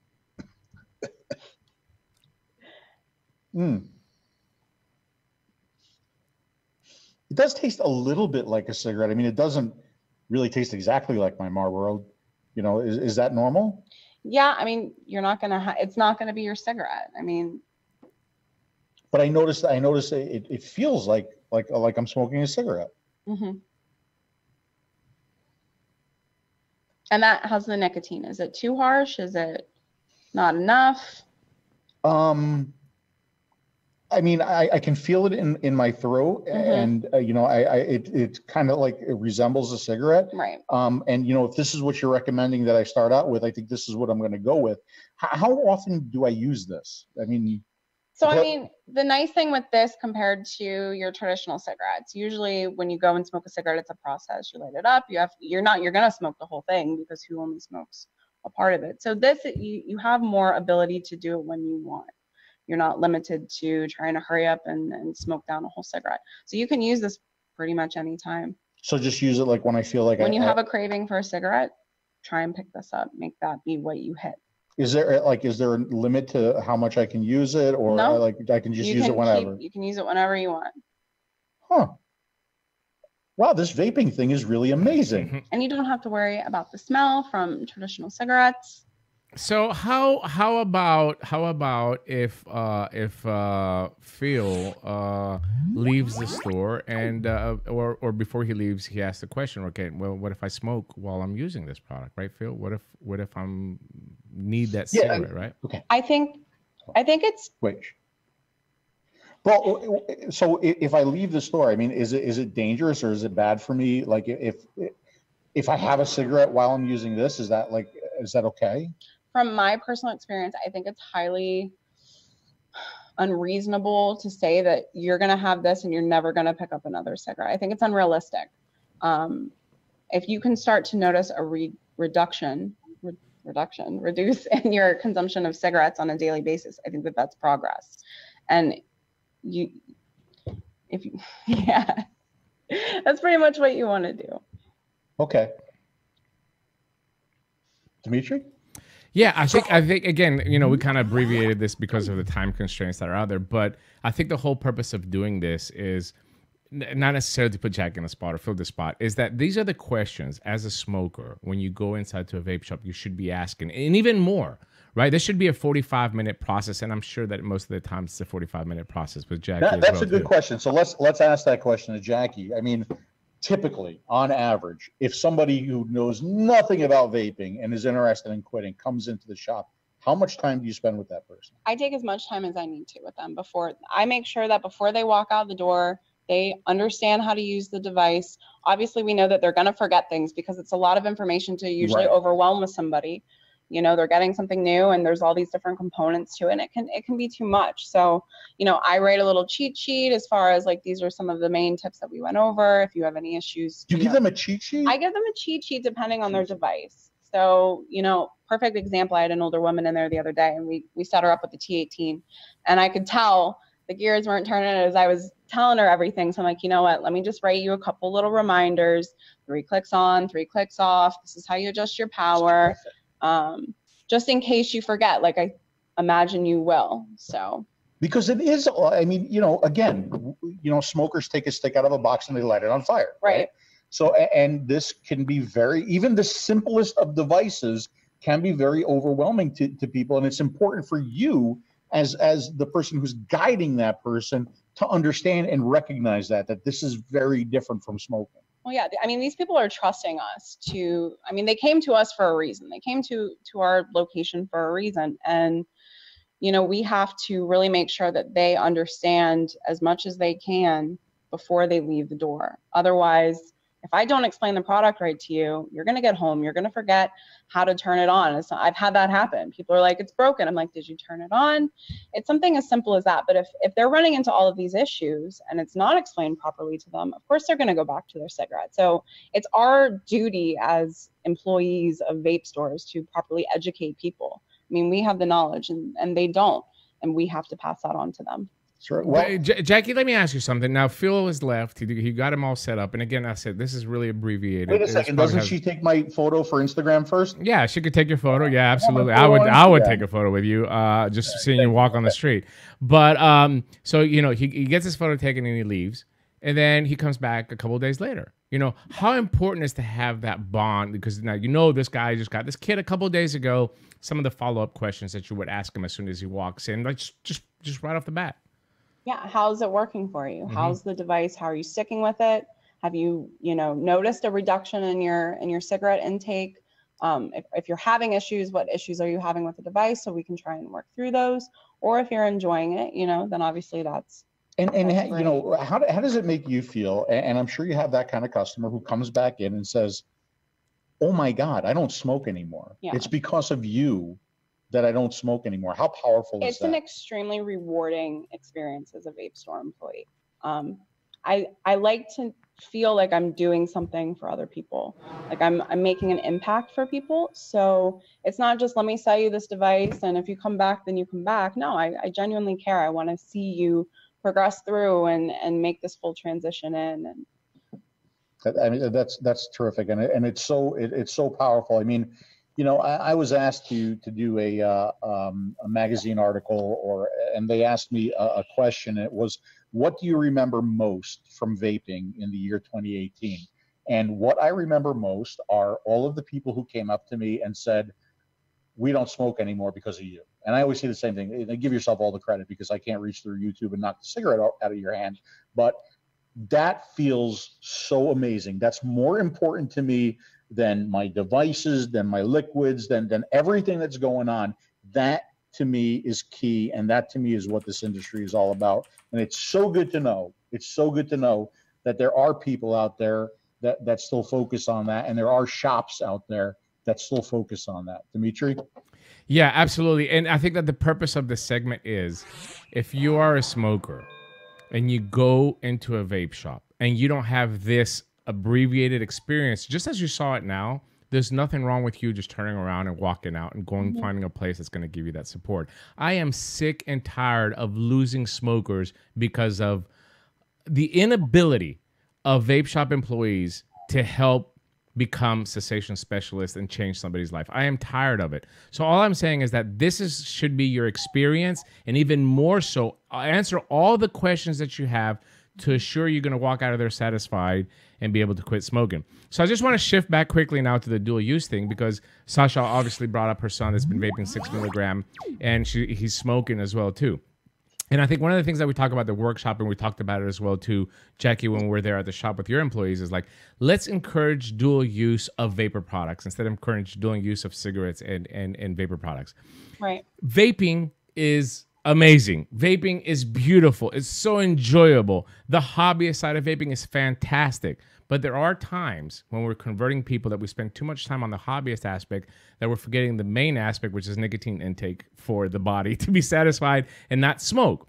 So what we've always suggested with Phil is maybe, now with the advent of pod systems, using that pod system as a tool to combat the dual use, which is a lot. And, I get it. Sometimes it takes 2-3 weeks for people to do a dual use to convert to vapor. Other people, it takes, I've heard people 6 months, or Mitch, 1.5 years to convert fully to vapor. But in today's technology, we have the technology to mimic that cigarette using these pod systems. So, hey, you picked up now this 18 milligram T18 feel. Next week you go and you upgrade. You get a Zenith kit. You drop down to 12 milligram. You're getting some flavored stuff. You got some cheesecake. You got some fruity stuff that you like. And everything is great, but guess what? You still have that urge to have that cigarette in the morning. So get one of these little small pod systems, small investment, $20-25. Put some 24 milligram tobacco inside there, and dual use. And this is what I'm advising for your son as well too, Sasha. I don't want you to go out there and spend money and buy all these new kits. If he has a kit that he's using with 6 milligram, he loves it. Get him a small T18, an EQ, a small pod system, the Terras that you saw earlier in the ad. Get him a small pod system and put some high nicotine tobacco liquid inside. In that moment, that urge when he's stressed or wants to have that cigarette with a coffee or after food, instead of picking up that cigarette, pick up that pod system. So I've got a little segment here prepared. I've got a new pod system that I want to show you here. I just want to play this real quick, and we're going to come back and we're going to expand a little bit on what I call the what I want to see as the true dual use in the industry today. So here we go.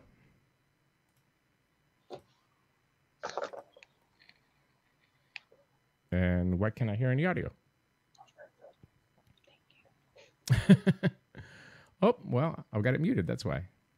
Starter kit. And there was just a couple of things here that I really liked about it and highly recommended for people that want to dual use, meaning they're going to use a low milligram strength in a bigger setup and then something that's a little bit more potent in a smaller setup to kind of mimic that cigarette-like feel. And this one does mimic a lot the cigarette, the draw and the flavor that I'm getting off this. Just some brief specs on it. This does have a 500 milliamp hour battery, 2 mLs of e-liquid capacity, micro USB charging port. It's an automatic draw. There's no buttons to push. It is a little bit bigger compared to the other pod systems that are out there. Of course, this does have a bigger battery, hence why you see the size is a little bit bigger.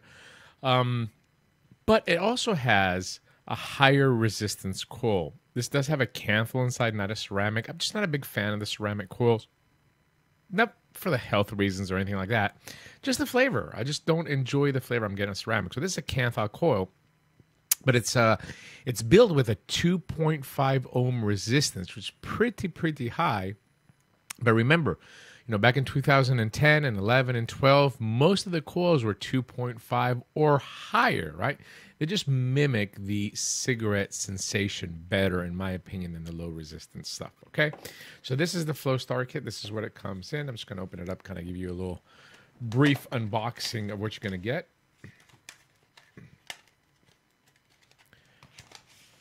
This is the starter kit. Yeah, pretty simple. I'm expecting anything, crazy. We do have a micro USB charger. We do have the device. And then on the bottom, we have an extra pod. That's a nice little touch. And just a little card explaining, everything that comes with it and, how to charge it and how to fill it. So I'm going to put this pod to the side. I'm going to put the box to the side and just kind of fill a pod up and just kind of show you how it works. You simply just remove the pod, and you can see the actual pod is pretty large, but let me just give you a little close-up look there. Look at that. I mean, nice little cotton. It kind of looks like a small tank, right? That's probably one of the reasons why I enjoy using it. I enjoy the flavor. There you can see the cottontail just coming out of that coil. That coil is wrapped around there in the middle. This does have a gold connection on it as well, too, which I thought was kind of unique. They're calling it, it's proprietary, but whatever. Just a little gold-plated connection on the bottom. And that's where it makes connection inside the device. As far as the looks of it, I'm not a big fan of all this. It's just a little bit too much, You have to put all this all over the device. But, just a simple logo and a small osmosis here would have been fine, or on the bottom. But, yeah. I guess that's beauty is in the eye of the beholder. It does come in red. This is the red one. This is the blue one, and black and silver as well, too. But anyway, back to this little tank. To fill this tank, you have a little plug down here on the bottom that you simply remove. There's nothing to hold it there, so be careful, don't lose it. I'm not a fan of these types of filling systems. However, when you take it open, you're gonna see that opening is fairly large even for us old guys. So what I'm gonna use in this, I'm gonna use the Mango Salt Nic. This is 35 milligram from one of our sponsors, Naked. And I'm going to fill this pod. And again, what we're trying to do here is trying to show, dual use, what true dual use could possibly be. All right. Position my little tip inside there and just squeeze. You want to go a little bit slow on this one. If you start pumping it too hard, it might kick back and backflow. So yeah, just kind of squeeze some liquid inside there. 2 mils is a big capacity. I mean, if you think of the Joule, the Joule holds 0.7 mil of liquid, So this definitely have a bigger capacity. So yeah, I've got my little pod almost filled there. I'm going to take the little plug and try to find the hole. Put it back in there. And I'm going to let for that cotton, I want it to saturate nice and wet. Make sure we get enough liquid flowing through there. You can do some just primer puffs, meaning that you just push this in your finger down here where the airflow comes in and just draw on the mouthpiece 2 or 3 times. That just makes the e-liquid go a little bit faster into that coil, so it'll be ready to use. So once you have all that done, you just take your little pod and just pop it inside and snap. And then it's ready to vape. You do have a light indicator in front there. 500 milliamp hour battery. It's a pretty good size for this type of system with that high milligram. You shouldn't need more than 1 charge a day, depending on your vaping. Now, Well, we're talking about dual use, right? We're talking about dual use. So here I have, of course, just change the camera up here a little bit, just kind of give you a little wider angle. We have our 35 milligram nicotine salt inside the 𝗀𝗵𝗲 Flow kit, okay? Now, what else do I have? This is just my desk, you know? And this is something that you could do. Here I have my 𝘃𝗽𝗲 sitting on top of a detonator, and I'm using 12 milligram bourbon peach. This is from Lunar Rover. And then I have a semi-restricted 𝗀𝗵𝗲 tank. You know, this is like a restricted direct lung, which I kind of enjoy for flavor sometimes. And I'm using 6 milligram Tasty Troll Twisted Menthol. This is just one of my favorite flavors, and I enjoy this in this type of setup more than a mouth-to-lung setup. That just the way that the flavor has been designed, it just vapes better in a 𝗀𝗵𝗲 lower resistance tank. So this is exactly what I have on my desk. So I usually have my two setups, which is going to be my 𝘃𝗽𝗲 and then a 𝗀𝗵𝗲 tank, and then some kind of a pod. Either I'm testing it out for a company, or I'm using, you know, one of my favorite pods like the EQ or the 𝗀𝗵𝗲 S8. So what is the advantage of doing all this, right? You're like, oh my God, it's just too much. Number one, I have a variety of flavors here, right? So I want something a little bit more crisp, something a little bit, you know, to cleanse my palate. I just take a few puffs off my menthol. If I want something a little bit more adult bourbon-y, you know, I'll use the BNP, which is the bourbon peach. If I want something that's going to hit a little bit more like a cigarette, I'll just pick this up. You know, if I might have some tobacco flavor. For you, if this is what you're missing that cigarette, you want to put some tobacco flavor. You have 3 setups, 3 variety of options for the time of day or the situation that you need it. You're sitting in your desk, you can just pick up your little 𝗀𝗵𝗲 tank, puff away, get some flavor over there, not really concerned about nicotine intake. But all of a sudden, guess you get a phone call from work, you're stressed, or your kid is like my kid and just drives you nuts all the day. You know, you can pick up your little pod system in dual use to prevent you from going into a cigarette. The other thing that's great about this kind of setup, I don't have to charge anything for 2 days. I mean, with these batteries, this battery is it's a dual battery device. So it's going to last me a couple of days because I'm not vaping on it constantly. I'm sharing between these all setups. This is a 21700 battery with a 1 ohm coil on side. It's going to last me 2 days of use. And of course the pod, depending on my use, I might be able to get 2 days of use as well too.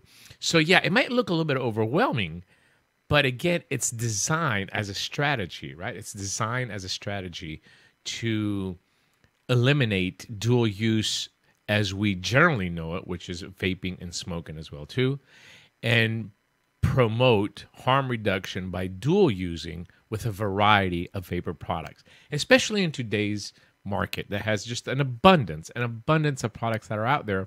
There's nothing wrong with using multiple devices to get the satisfaction that you're looking at any particular time in your life, in your daily life, or in your weekly life, and of course, you know, for your preference as far as flavors is concerned or nicotine intake.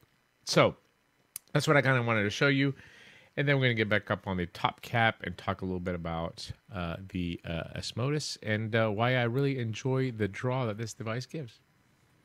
All right, so Phil, again, I just wanted to create this little segment for people to understand. There's no right way or wrong way of dual using. You know, you might want to have 2 pod systems set up, one with a fruity flavor, one with a tobacco flavor. You might want to have 2 Zenith of MTL setups and use one with a higher nic with a lower nic. This was just one example of probably millions in today's market. Obviously, you can see in the store there the variety of product that is there. But I think that us as vapors should be promoting these pods to the dual users, not as a mean of quitting smoking, as a tool that can assist them to eliminate smoking completely by dual using, so they can find the enjoyment that we have found in vaping as well too. Because gosh darn it, vaping is fun. It's enjoyable. Why did we forget about that? It's fun. It's great. It tastes great. It feels great.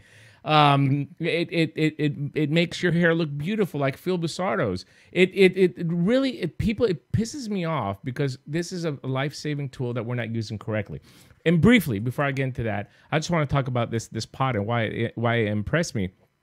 This draw On this is the one of the best cigarette draws that I have seen ever on a pod system. The 2.5 ohm coil that it's using reminds me a lot of the 𝗵𝗵𝗍𝗀s of the day, some of the atomizers, the 510 atomizers that we're using, the 𝘃𝗽𝗽𝗿𝗀s and the 2.5, 3 ohm range that we did in the back. And it really mimics a cigarette type draw. And it has to be used that way. You can't use this as a direct lung and pull on it very, very hard. You have to slowly drag, kind of like you do a cigarette. It actually feels like it's a cigarette. That coil takes a little bit longer to heat up, so it gives you that nice little drag. And I'm very, very descriptive here, but I'm very excited when stuff like this comes along my desk that I can really back as far as a cigarette type draw. So here it is with 35 milligram nicotine salt mango in it.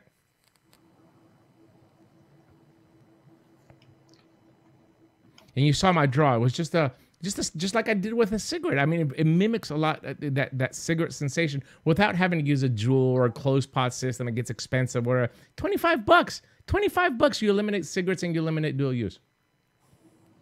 You know, Dimitri, we've talked a lot about dual use, and it really is that it's my dream in the future that dual use does not mean using a vapor product and using a traditional tobacco cigarette. But my dream in the future is that what dual use means is using vapor products in different ways, right? Yeah, having your direct lung and your mouth to lung, having your high neck and your low neck, just having a variety of products and experiences and styles and nicotine levels, right? That satisfy you to the point where you don't need that cigarette anymore. Sasha asks an interesting question here, and I want to address this. She says, so the pod is different than our coil systems, right? Is 12 milligram usable in both? Yes, for the 12 milligram is usable in both. Absolutely. Okay. But a lot of the pod systems that are out there are not, they don't have the power that like we'll say a Chroma and a Zenith or a Coolfire and a Zenith have. Okay. So they're really designed for high nicotine. Okay. So whether that be 18 or 24, or whether that be a salt nicotine product, I mean, that's what they work better with. Now, there are some exceptions, like the Anakin EQ does have a boost mode on it. So I do find it to be somewhat satisfying at a 12 milligram. But for the most part, pods are designed for higher nicotine and lower power. And, you know, one of the main reasons why they're designed that way is because they're tiny. They don't have the battery capacity. They don't have the power that something with a larger battery has, right? So they have to be lower power to get more life out of it. Sure, and I'm going to give you a perfect example, Sasha, since you're in here. By the way, somebody asked about the kit that I was showing is the 𝗃𝗍𝗃 Flow Kit. These are the refillable pods that come with it. And, you know, I'm just not a fan. There's just so much writing on there. And I think that a smoker does not gravitate to something like that. A vapor, of course, you know, it's cool. It's an 𝗃𝗍𝗃.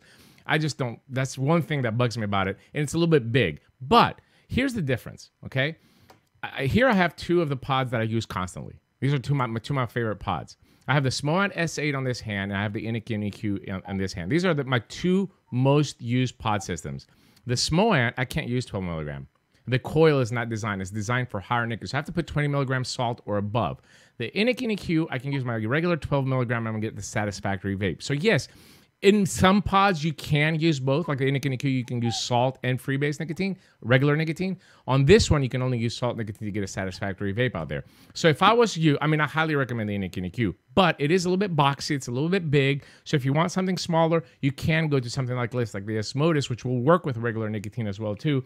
Or the 𝘃𝗽𝗃 works really good. Or the one that looks like a surfboard from Joytech, Phil, that you reviewed. Oh yeah, the well shit. No, it's not called the shit. It's not.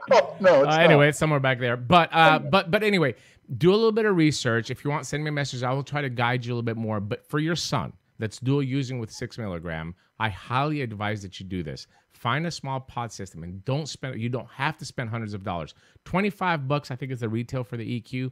$25. Pick this up, have it filled with a little bit of higher nicotine inside, and say, hey, son, whenever you have that desire, pick this up. Just take a couple puffs, but you don't have to use it all day. Take a couple puffs, get that. I'm getting so excited, I'm breaking my mic.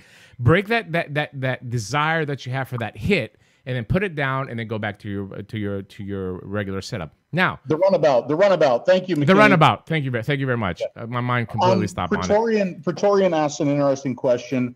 If you use 12 milligram and downgrade to 6 milligram for a month, does your body drop and it does become accustomed to the lower nicotine? I don't think so in a month. I really don't think so. And I think there's really two directions that could take, right? So maybe what happens is you feel like you're being satisfied, but you're vaping more, okay? And if you're vaping more, you're still getting the same amount of e-liquid or the same amount of milligram, right? You're getting the same amount of nicotine. Maybe you would get used to it. But, remember what this show is all about. This is the smoker show. This is about people converting, right? This is not about getting people off of nicotine. This is about getting people to use nicotine in a much safer way, right? So we don't talk about, going down in nicotine. We talk about getting as much nicotine as you need so that you don't smoke a traditional tobacco cigarette anymore. Right. So here's a little tip for all the employees that might be watching this, and to expand on what Jackie was saying earlier. The beauty about vaping is your body self-titrates. Your body tells you when to vape. Meaning, you want more nicotine, your body is going to tell you to vape more. You had too much nicotine, you start getting a little sweats, a little headache, you stop vaping. So your body is actually the tool of letting you know when to pick up the vape. There's no beginning and end to vaping, like a cigarette. Cigarette has a beginning and an end. There's no beginning and end to vaping. So whenever your body feels the need for it, that's how you titrate your body through the day to get enough nicotine in your system to feel happy and be in your happy place. I'm going to give you the perfect example today. My 16-year-old daughter comes to me. Well, she calls me into the living room with my wife, and I was like, "Oh shit, what's going on?" So she wants to go on a road trip, right? She wants to go on a road trip. She's like, "We should plan a road trip." I was like, "Okay."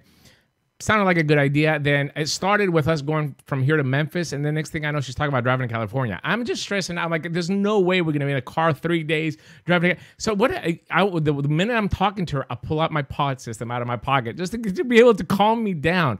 That's the kind of instance I think where people look to a cigarette because they're 3 milligram or they're 6 milligram. It's just they can't vape enough quickly because vapor is absorbed so slowly into your body that so they have to constantly vape and they still don't feel like they're satisfied. So for those stressful situations, dual use is perfect. Now listen, just because I said that doesn't necessarily mean you have to get a pod. If you're dual using, like I said, with a Zenith tank, or if you're having 2 different flavors or 3 different flavors, that's the beauty about vaping. You can vape any kind of flavor you want. If you're dual using with 4 different RDAs, more power to you. You're not smoking, and that's what we're all about. Absolutely. Hey, I was just talking to Jackie over here. I was asking her about this e-liquid. This is their house blend. What is the name of the tobacco? AMM is American Marlboro. American Marlboro. Okay. Yeah. And I said, you know what? First of all, this rig right here, I mean, how many times have I said, if you can't find something that will prevent you from smoking a traditional tobacco cigarette in this day and age with the technology and the liquids and the devices that we have, maybe you're just not ready to quit, okay? Because this is so unbelievably satisfying at an 18 milligram with that. As a matter of fact, I even just told her, I said, I know this is a really good tobacco. And she said, how do you know it's a really good tobacco? I said, because it's horrible. Because it's leaving this tobacco taste in my mouth like I just smoked a cigarette. And, I mean, I've since moved on from tobacco flavors. I don't enjoy them anymore. But, man, I tell you what, if you're a smoker, come in here and try this kit. And she just showed me this too, Dimitri. Look at this. Sure. I don't know if you're going to be able to see that if I put this up on the camera. Yeah. But they have a stop smoking promotion for $1 right now. Bring in $1 and your pack of cigarettes to any of our 8 locations, and they're going to set you up. So talk to us about that promotion. So the really cool thing that we wanted to focus on with advertising, we want to target the people that aren't vaping yet, the smokers. So, we worked with some of our coupon books in the area, and we, put full page ads in as they're skimming through their coupons to see, hey, maybe you want to come and try it for $1. It's not something that's overwhelming. I mean, it's $1. Everybody has one. So you come in, you bring us your pack of cigarettes. We give you an Ego battery, something very simple, a little CE4 tank or a BBC, and we fill you up. And we fill your tank up with liquid, and I mean, look at the imagery here, Dimitri. Yeah. Okay. Yep. Right. You got a pretty hip guy there, but I mean, it's approachable. Yeah. Yeah. It's not overwhelming. It's not overwhelming. It's very approachable. I just wonder. I wonder where we would be as an industry if all vape shops were like this vape shop. Absolutely. If all of the employees were like Jackie, where would we be as an industry today? And how many more smokers would we have converted because we didn't make it scary and we didn't make it frightening and we didn't make it unapproachable? Well, maybe we'll never know, but we still have time. I do want to give you $1 million tip. Who's ready for $1 million tip? Are you ready for $1 million tip? I am. If you're a vape shop employee, or if you're a smoker that goes into the vape shop, you have a good experience, this is $1 million tip. Leave a review on Google or on Yelp or wherever you leave your reviews and talk about how you quit smoking, how helpful the employees were to guide you correctly. Instead of posting reviews that say, oh man, this shop is awesome and they have the latest and the greatest and I got my RDA and I blow my clouds, because smokers that are going to Google for a vape shop, when they look at the reviews, they don't understand what all that is. So I want to see, when I go into an area, I do this all the time, folks. Phil calls me crazy because I'm on the phone constantly, but this is the data that I get in order to be able to create this tip for you. When I go to a new town, and we travel a lot, I pop up Google and I look at the reviews for the vape shops in that area. And I don't see enough of it, folks. I don't see enough of it. An adult professional at 45 years old that uses that type of service to find a vape shop, what he wants to do is like, oh, this looks like a really good shop that's going to cater to me, right? The person that wants to quit smoking. So encourage your customers, if you help convert somebody, to go on there and leave a review on the process. Oh yeah, I had to spend about 45 minutes, but I got really good information that set me up with the right device. I didn't pay an arm and a leg. And guess what? You know, I'm not smoking, and that's a great thing. And those reviews are going to draw tons of business to your vape shop, and you're welcome. I'll give you my PayPal if you make a lot of money and you think that that tip is going to help you. But I think that it will help a lot of vape shops. I'm going to super chat you, Dimitri. I'm going to super chat you. I appreciate that. Thank you very much. Thank you very much. $1 million. So yeah, this show is full of good ideas. All right, let's. I got some questions. I just want to go ahead really quick. So yeah, and we do have to get to the questions because Jackie has an hour to drive home, and they're staying here at the shop just for this show. And I really do appreciate Jackie's time. I appreciate Naples Vapor. I appreciate Mitch over there. Who's still hanging out, just kind of watching us, laughing at. That's a cool dude that does that. And we thank Robert for allowing us to do this. I think that's. I think he's protecting her from me. It's a possibility. Hey, Mitch, this 𝗃𝗃 guy is coming down. All right, keep an eye on her. You know. All right, let's go. Lightning round. This is from Stu Rep. Phil 𝗃𝗃, what kind of MTL device would you recommend for a beginner vapor? You know, I've been recommending the T22 for years now, right? And now we have the T20 or the T18 for years now, and now we have the T18 version 2. I mean, for a beginner, it's just an easy to use, simple device, and it very, very much simulates the experience you're going to get from a cigarette. I'm going to take it a step above. I'm going to say 𝘃𝗽𝗲 Mini with the Zenith kit. It's just a fantastic box kit. It's sold out every time that they bring it in. Unfortunately, John at Demand Vape can't keep up with it, but got another shipment coming soon. The 𝘃𝗽𝗲 kit, I don't even have one because when I was at the casino, Phil, in Niagara Falls, I went up there when we went for Demand Vapes. I was sitting down playing 3-card poker, and the pit boss, beautiful young lady, I had a few drinks as well too, but she came to me. She's like, "What is this?" And we started talking. She's like, "Oh, I tried it in the past," and they gave me, Baby Beast, 17 batteries, the classic story that we always hear. And she's like, "Oh, that's so cute," and it had to be pink because I had the pink one with me, of course. So I gave it to her. I gave her a couple of coils. I gave her a bottle of liquid. I was like, "Here you go." So I don't have one yet, but the 𝘃𝗽𝗲 Mini with the Zenith kit, it's a great little kit. How do I make contributions? This is from BK Rev. How do I make contributions to the stocking as a thank you for what you've done for the community, for fine folks like me? Just email me. It's kind of late right now for donations to the stocking, but email me and we'll see what we can do. pbussardo@tasteyourjuice.com. P as in P, not Pete. pbussardo@tasteyourjuice.com. Put it up. I'm having trouble finding a liquid I like. I have tried so far. Everything I've tried so far is dry and harsh. I'm used to my menthol cigs, and they're a lot smoother, so it's been rough trying to get off of them. In my opinion, Lori, you're probably trying high VG liquids, and I think you need to come down to 50-50, especially for menthol. And let me tell you something. There's nobody more qualified to speak about menthol. Jackie has put her lips on my device. She knows what I'm talking about. Oh, my gosh. What? Oh, why? Didn't you, Jackie, didn't you? You did, didn't you? Didn't you try my menthol? I did I think try. it's the Wasn't way it he said good? I think it's the way he said it. Totally. Oh, I'm the way. sorry. I was just talking about the debunk. But I am an expert in menthol. Cool Ice from Out and Oak Vapors, Lunar Vapors Green is really, really good. Find a good 50-50 12 milligram. That smooths out. It's not too harsh as far as the nicotine content is concerned, and it smooths out the hit a little bit too well. Vape it at lower wattages as well too. You know, if you're using like a 0.8 ohm coil, 13, 14 watts. If you're using a higher ohm coil, start at 12 watts. You don't have to get out there and get the 30s and the 40s when you're doing with the menthol stuff. All right. For Jackie, why was I getting headaches when I started vaping? Most likely over nicking. I mean, that's just too a high of a very, nicotine very, strength is yeah. usually what that is. Yeah. That's generally the problem is you're over nicking because there is no beginning on end. And some people just start puffing on it all day, which is okay. Just lower your nicotine to be able to titrate your body to the level that you want. So usually that's a sign of over nicking. Okay, so the pod is different than our coil systems. We talked about that. You got that question.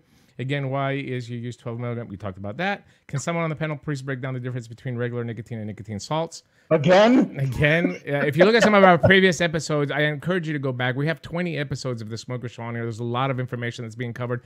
Go back. We've covered it quite a few times. And maybe in the future, we'll do a dedicated episode. But nicotine salt, in brief, has a higher concentration of nicotine, but it's been smoothed out with various acids that they mix. And don't be afraid of the word acid. It's just that's what they use to make the hit a little bit more smoother in the throat. So you get less throat hit, but more nicotine absorption, and it works very well in smaller devices that don't give you enough power for the regular nicotine. That's the biggest difference.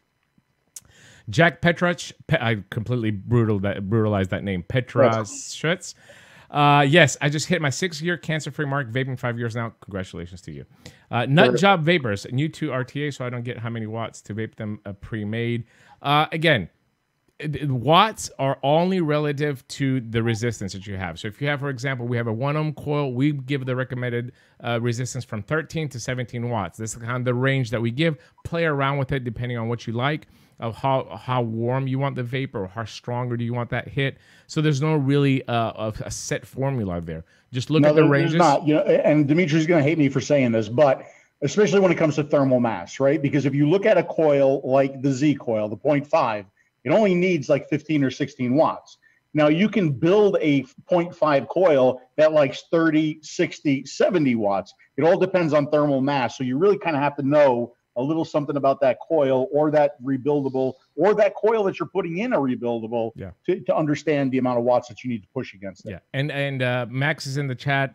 He said that the green GRN is Camel Crush Newport spot on, which I can attest that it is. And there's a lot of people that smoke those types of cigarettes, and they're trying to find that liquid. The GRN from Lunar Rover is pretty fantastic. And let me give a shout out. Let me give a shout out to Max, who's actually in the chat right now from Lunar Rover, answering people's questions and guiding them and giving out information. So Max, I think that's super, and we're happy to have you as a sponsor. Also want to say hi to Bob. I know Bob, the owner of Naples Vapor, is watching right now. Jackie is doing a fantastic job, and she deserves a raise. I think absolutely. Thumbs up in the chat. And a cruise to Mexico. If it was me, I mean, I'd throw that in there as well too. I'll take the cruise. What the hell? While we're at it, why not just get the whole shebang for Jackie, because she's done a marvelous job. Absolutely. Sorry, Bob. I wasn't going for the cruise to Mexico. So yeah, I mean, in short, I think the purpose of, again, this episode, just to kind of summarize, is that this is the experience. Not every shop is going to be like Naples Vapor. We get that. But there are good shops out there. There are a lot of shops that are still catering to the smoker. It's just difficult to navigate through the plethora of the other shops that are out there. They're not so much catering to the smoker, but they're catering to the existing vapor, which is fine to have those shops as well too. So go inside and ask your questions, and depending on how comfortable you feel, there's nothing wrong with saying no and just turning around and going somewhere else. Okay, don't feel embarrassed that you have to spend $100 on something that you're not going to enjoy.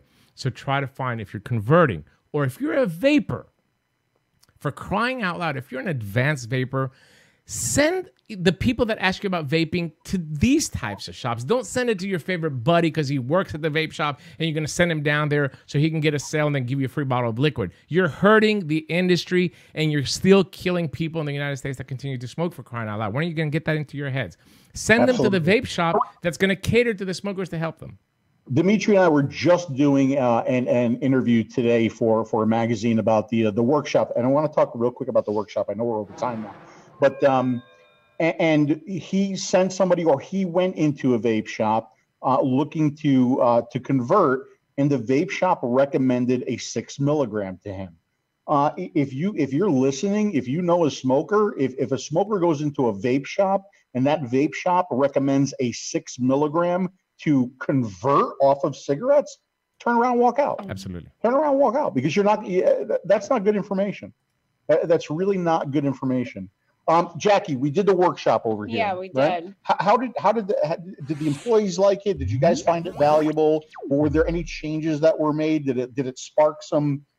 Hey, this is what we got. How did that go? I definitely think when we had the conversation with you and Dimitri, it was a really good learning process for us on different ways to, I don't want to say attack the people that come in, but to have that conversation and try and really match them up with a device that's suited for their needs, not just what we think that they need.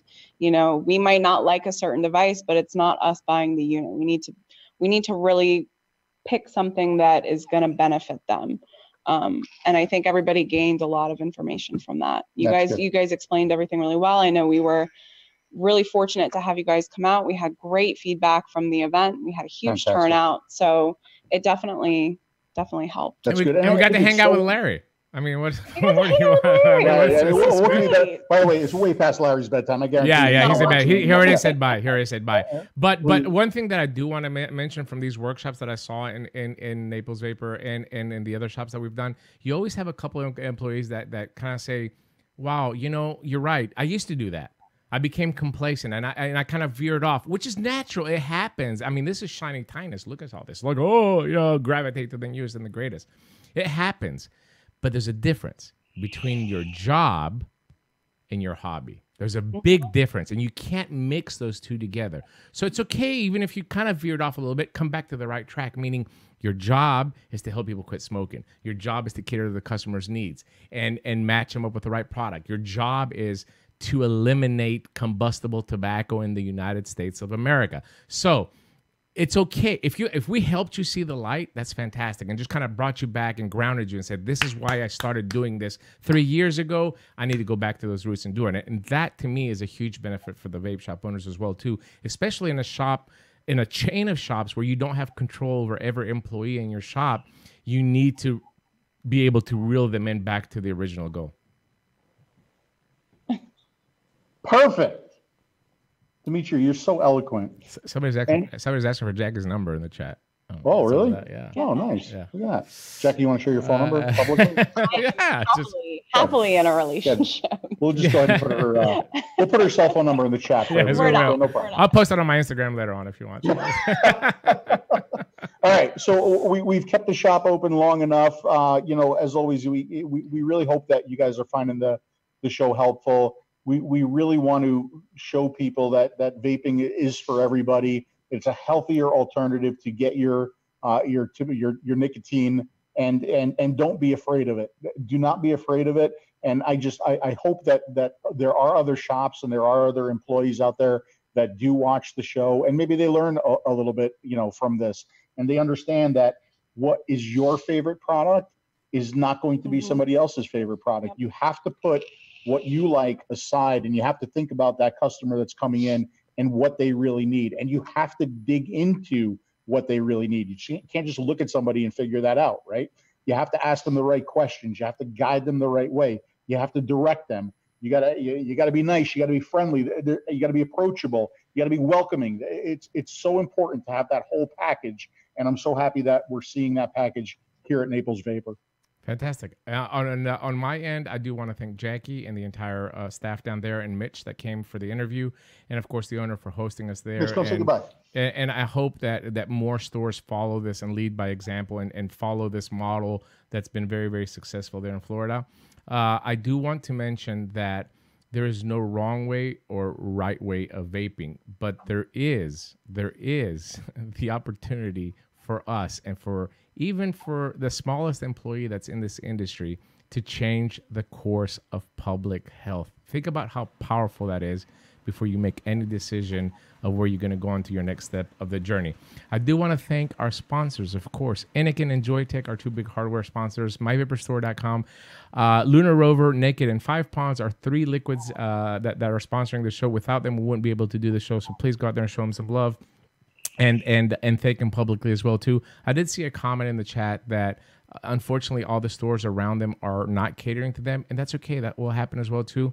Go online, go to myvaporstore.com, buy your little kit, buy a 12 milligram liquid, bring it home, watch a couple of videos on YouTube on how to use these products, and unfortunately, you know, maybe just come to us for the support. If you're not going to get that support at that vape shop, that's what we're here for. That's what the Smokers Show. You can pick up the phone and call us. We'll try to help you step by step as much as we can. But the main thing is for you to try to quit smoking, and that's what we're all about. All right? Now, programming note. Phil, programming note. Okay. The next Smoker Show will be live. God willing, everything goes the way that it's planned and all of our travels go through. We'll be live from 𝘃𝗽𝗲𝗿𝘀 as I'm coming down there for 4 or 5 days with my family to spend some time with you.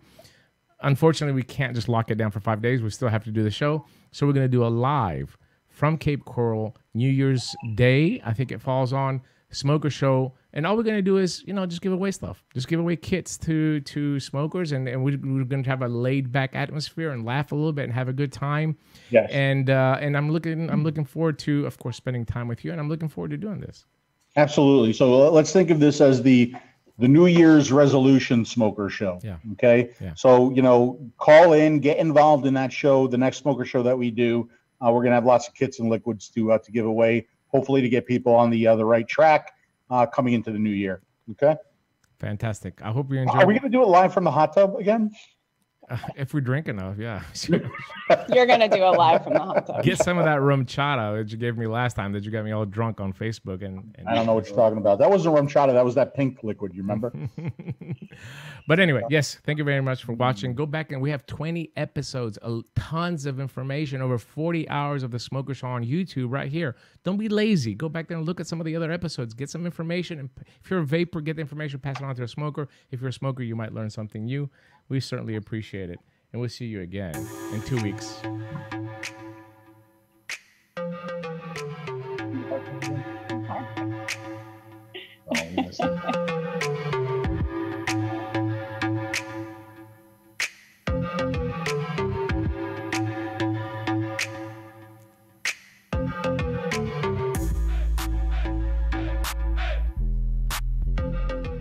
And a Merry Christmas. A Merry Christmas to everyone.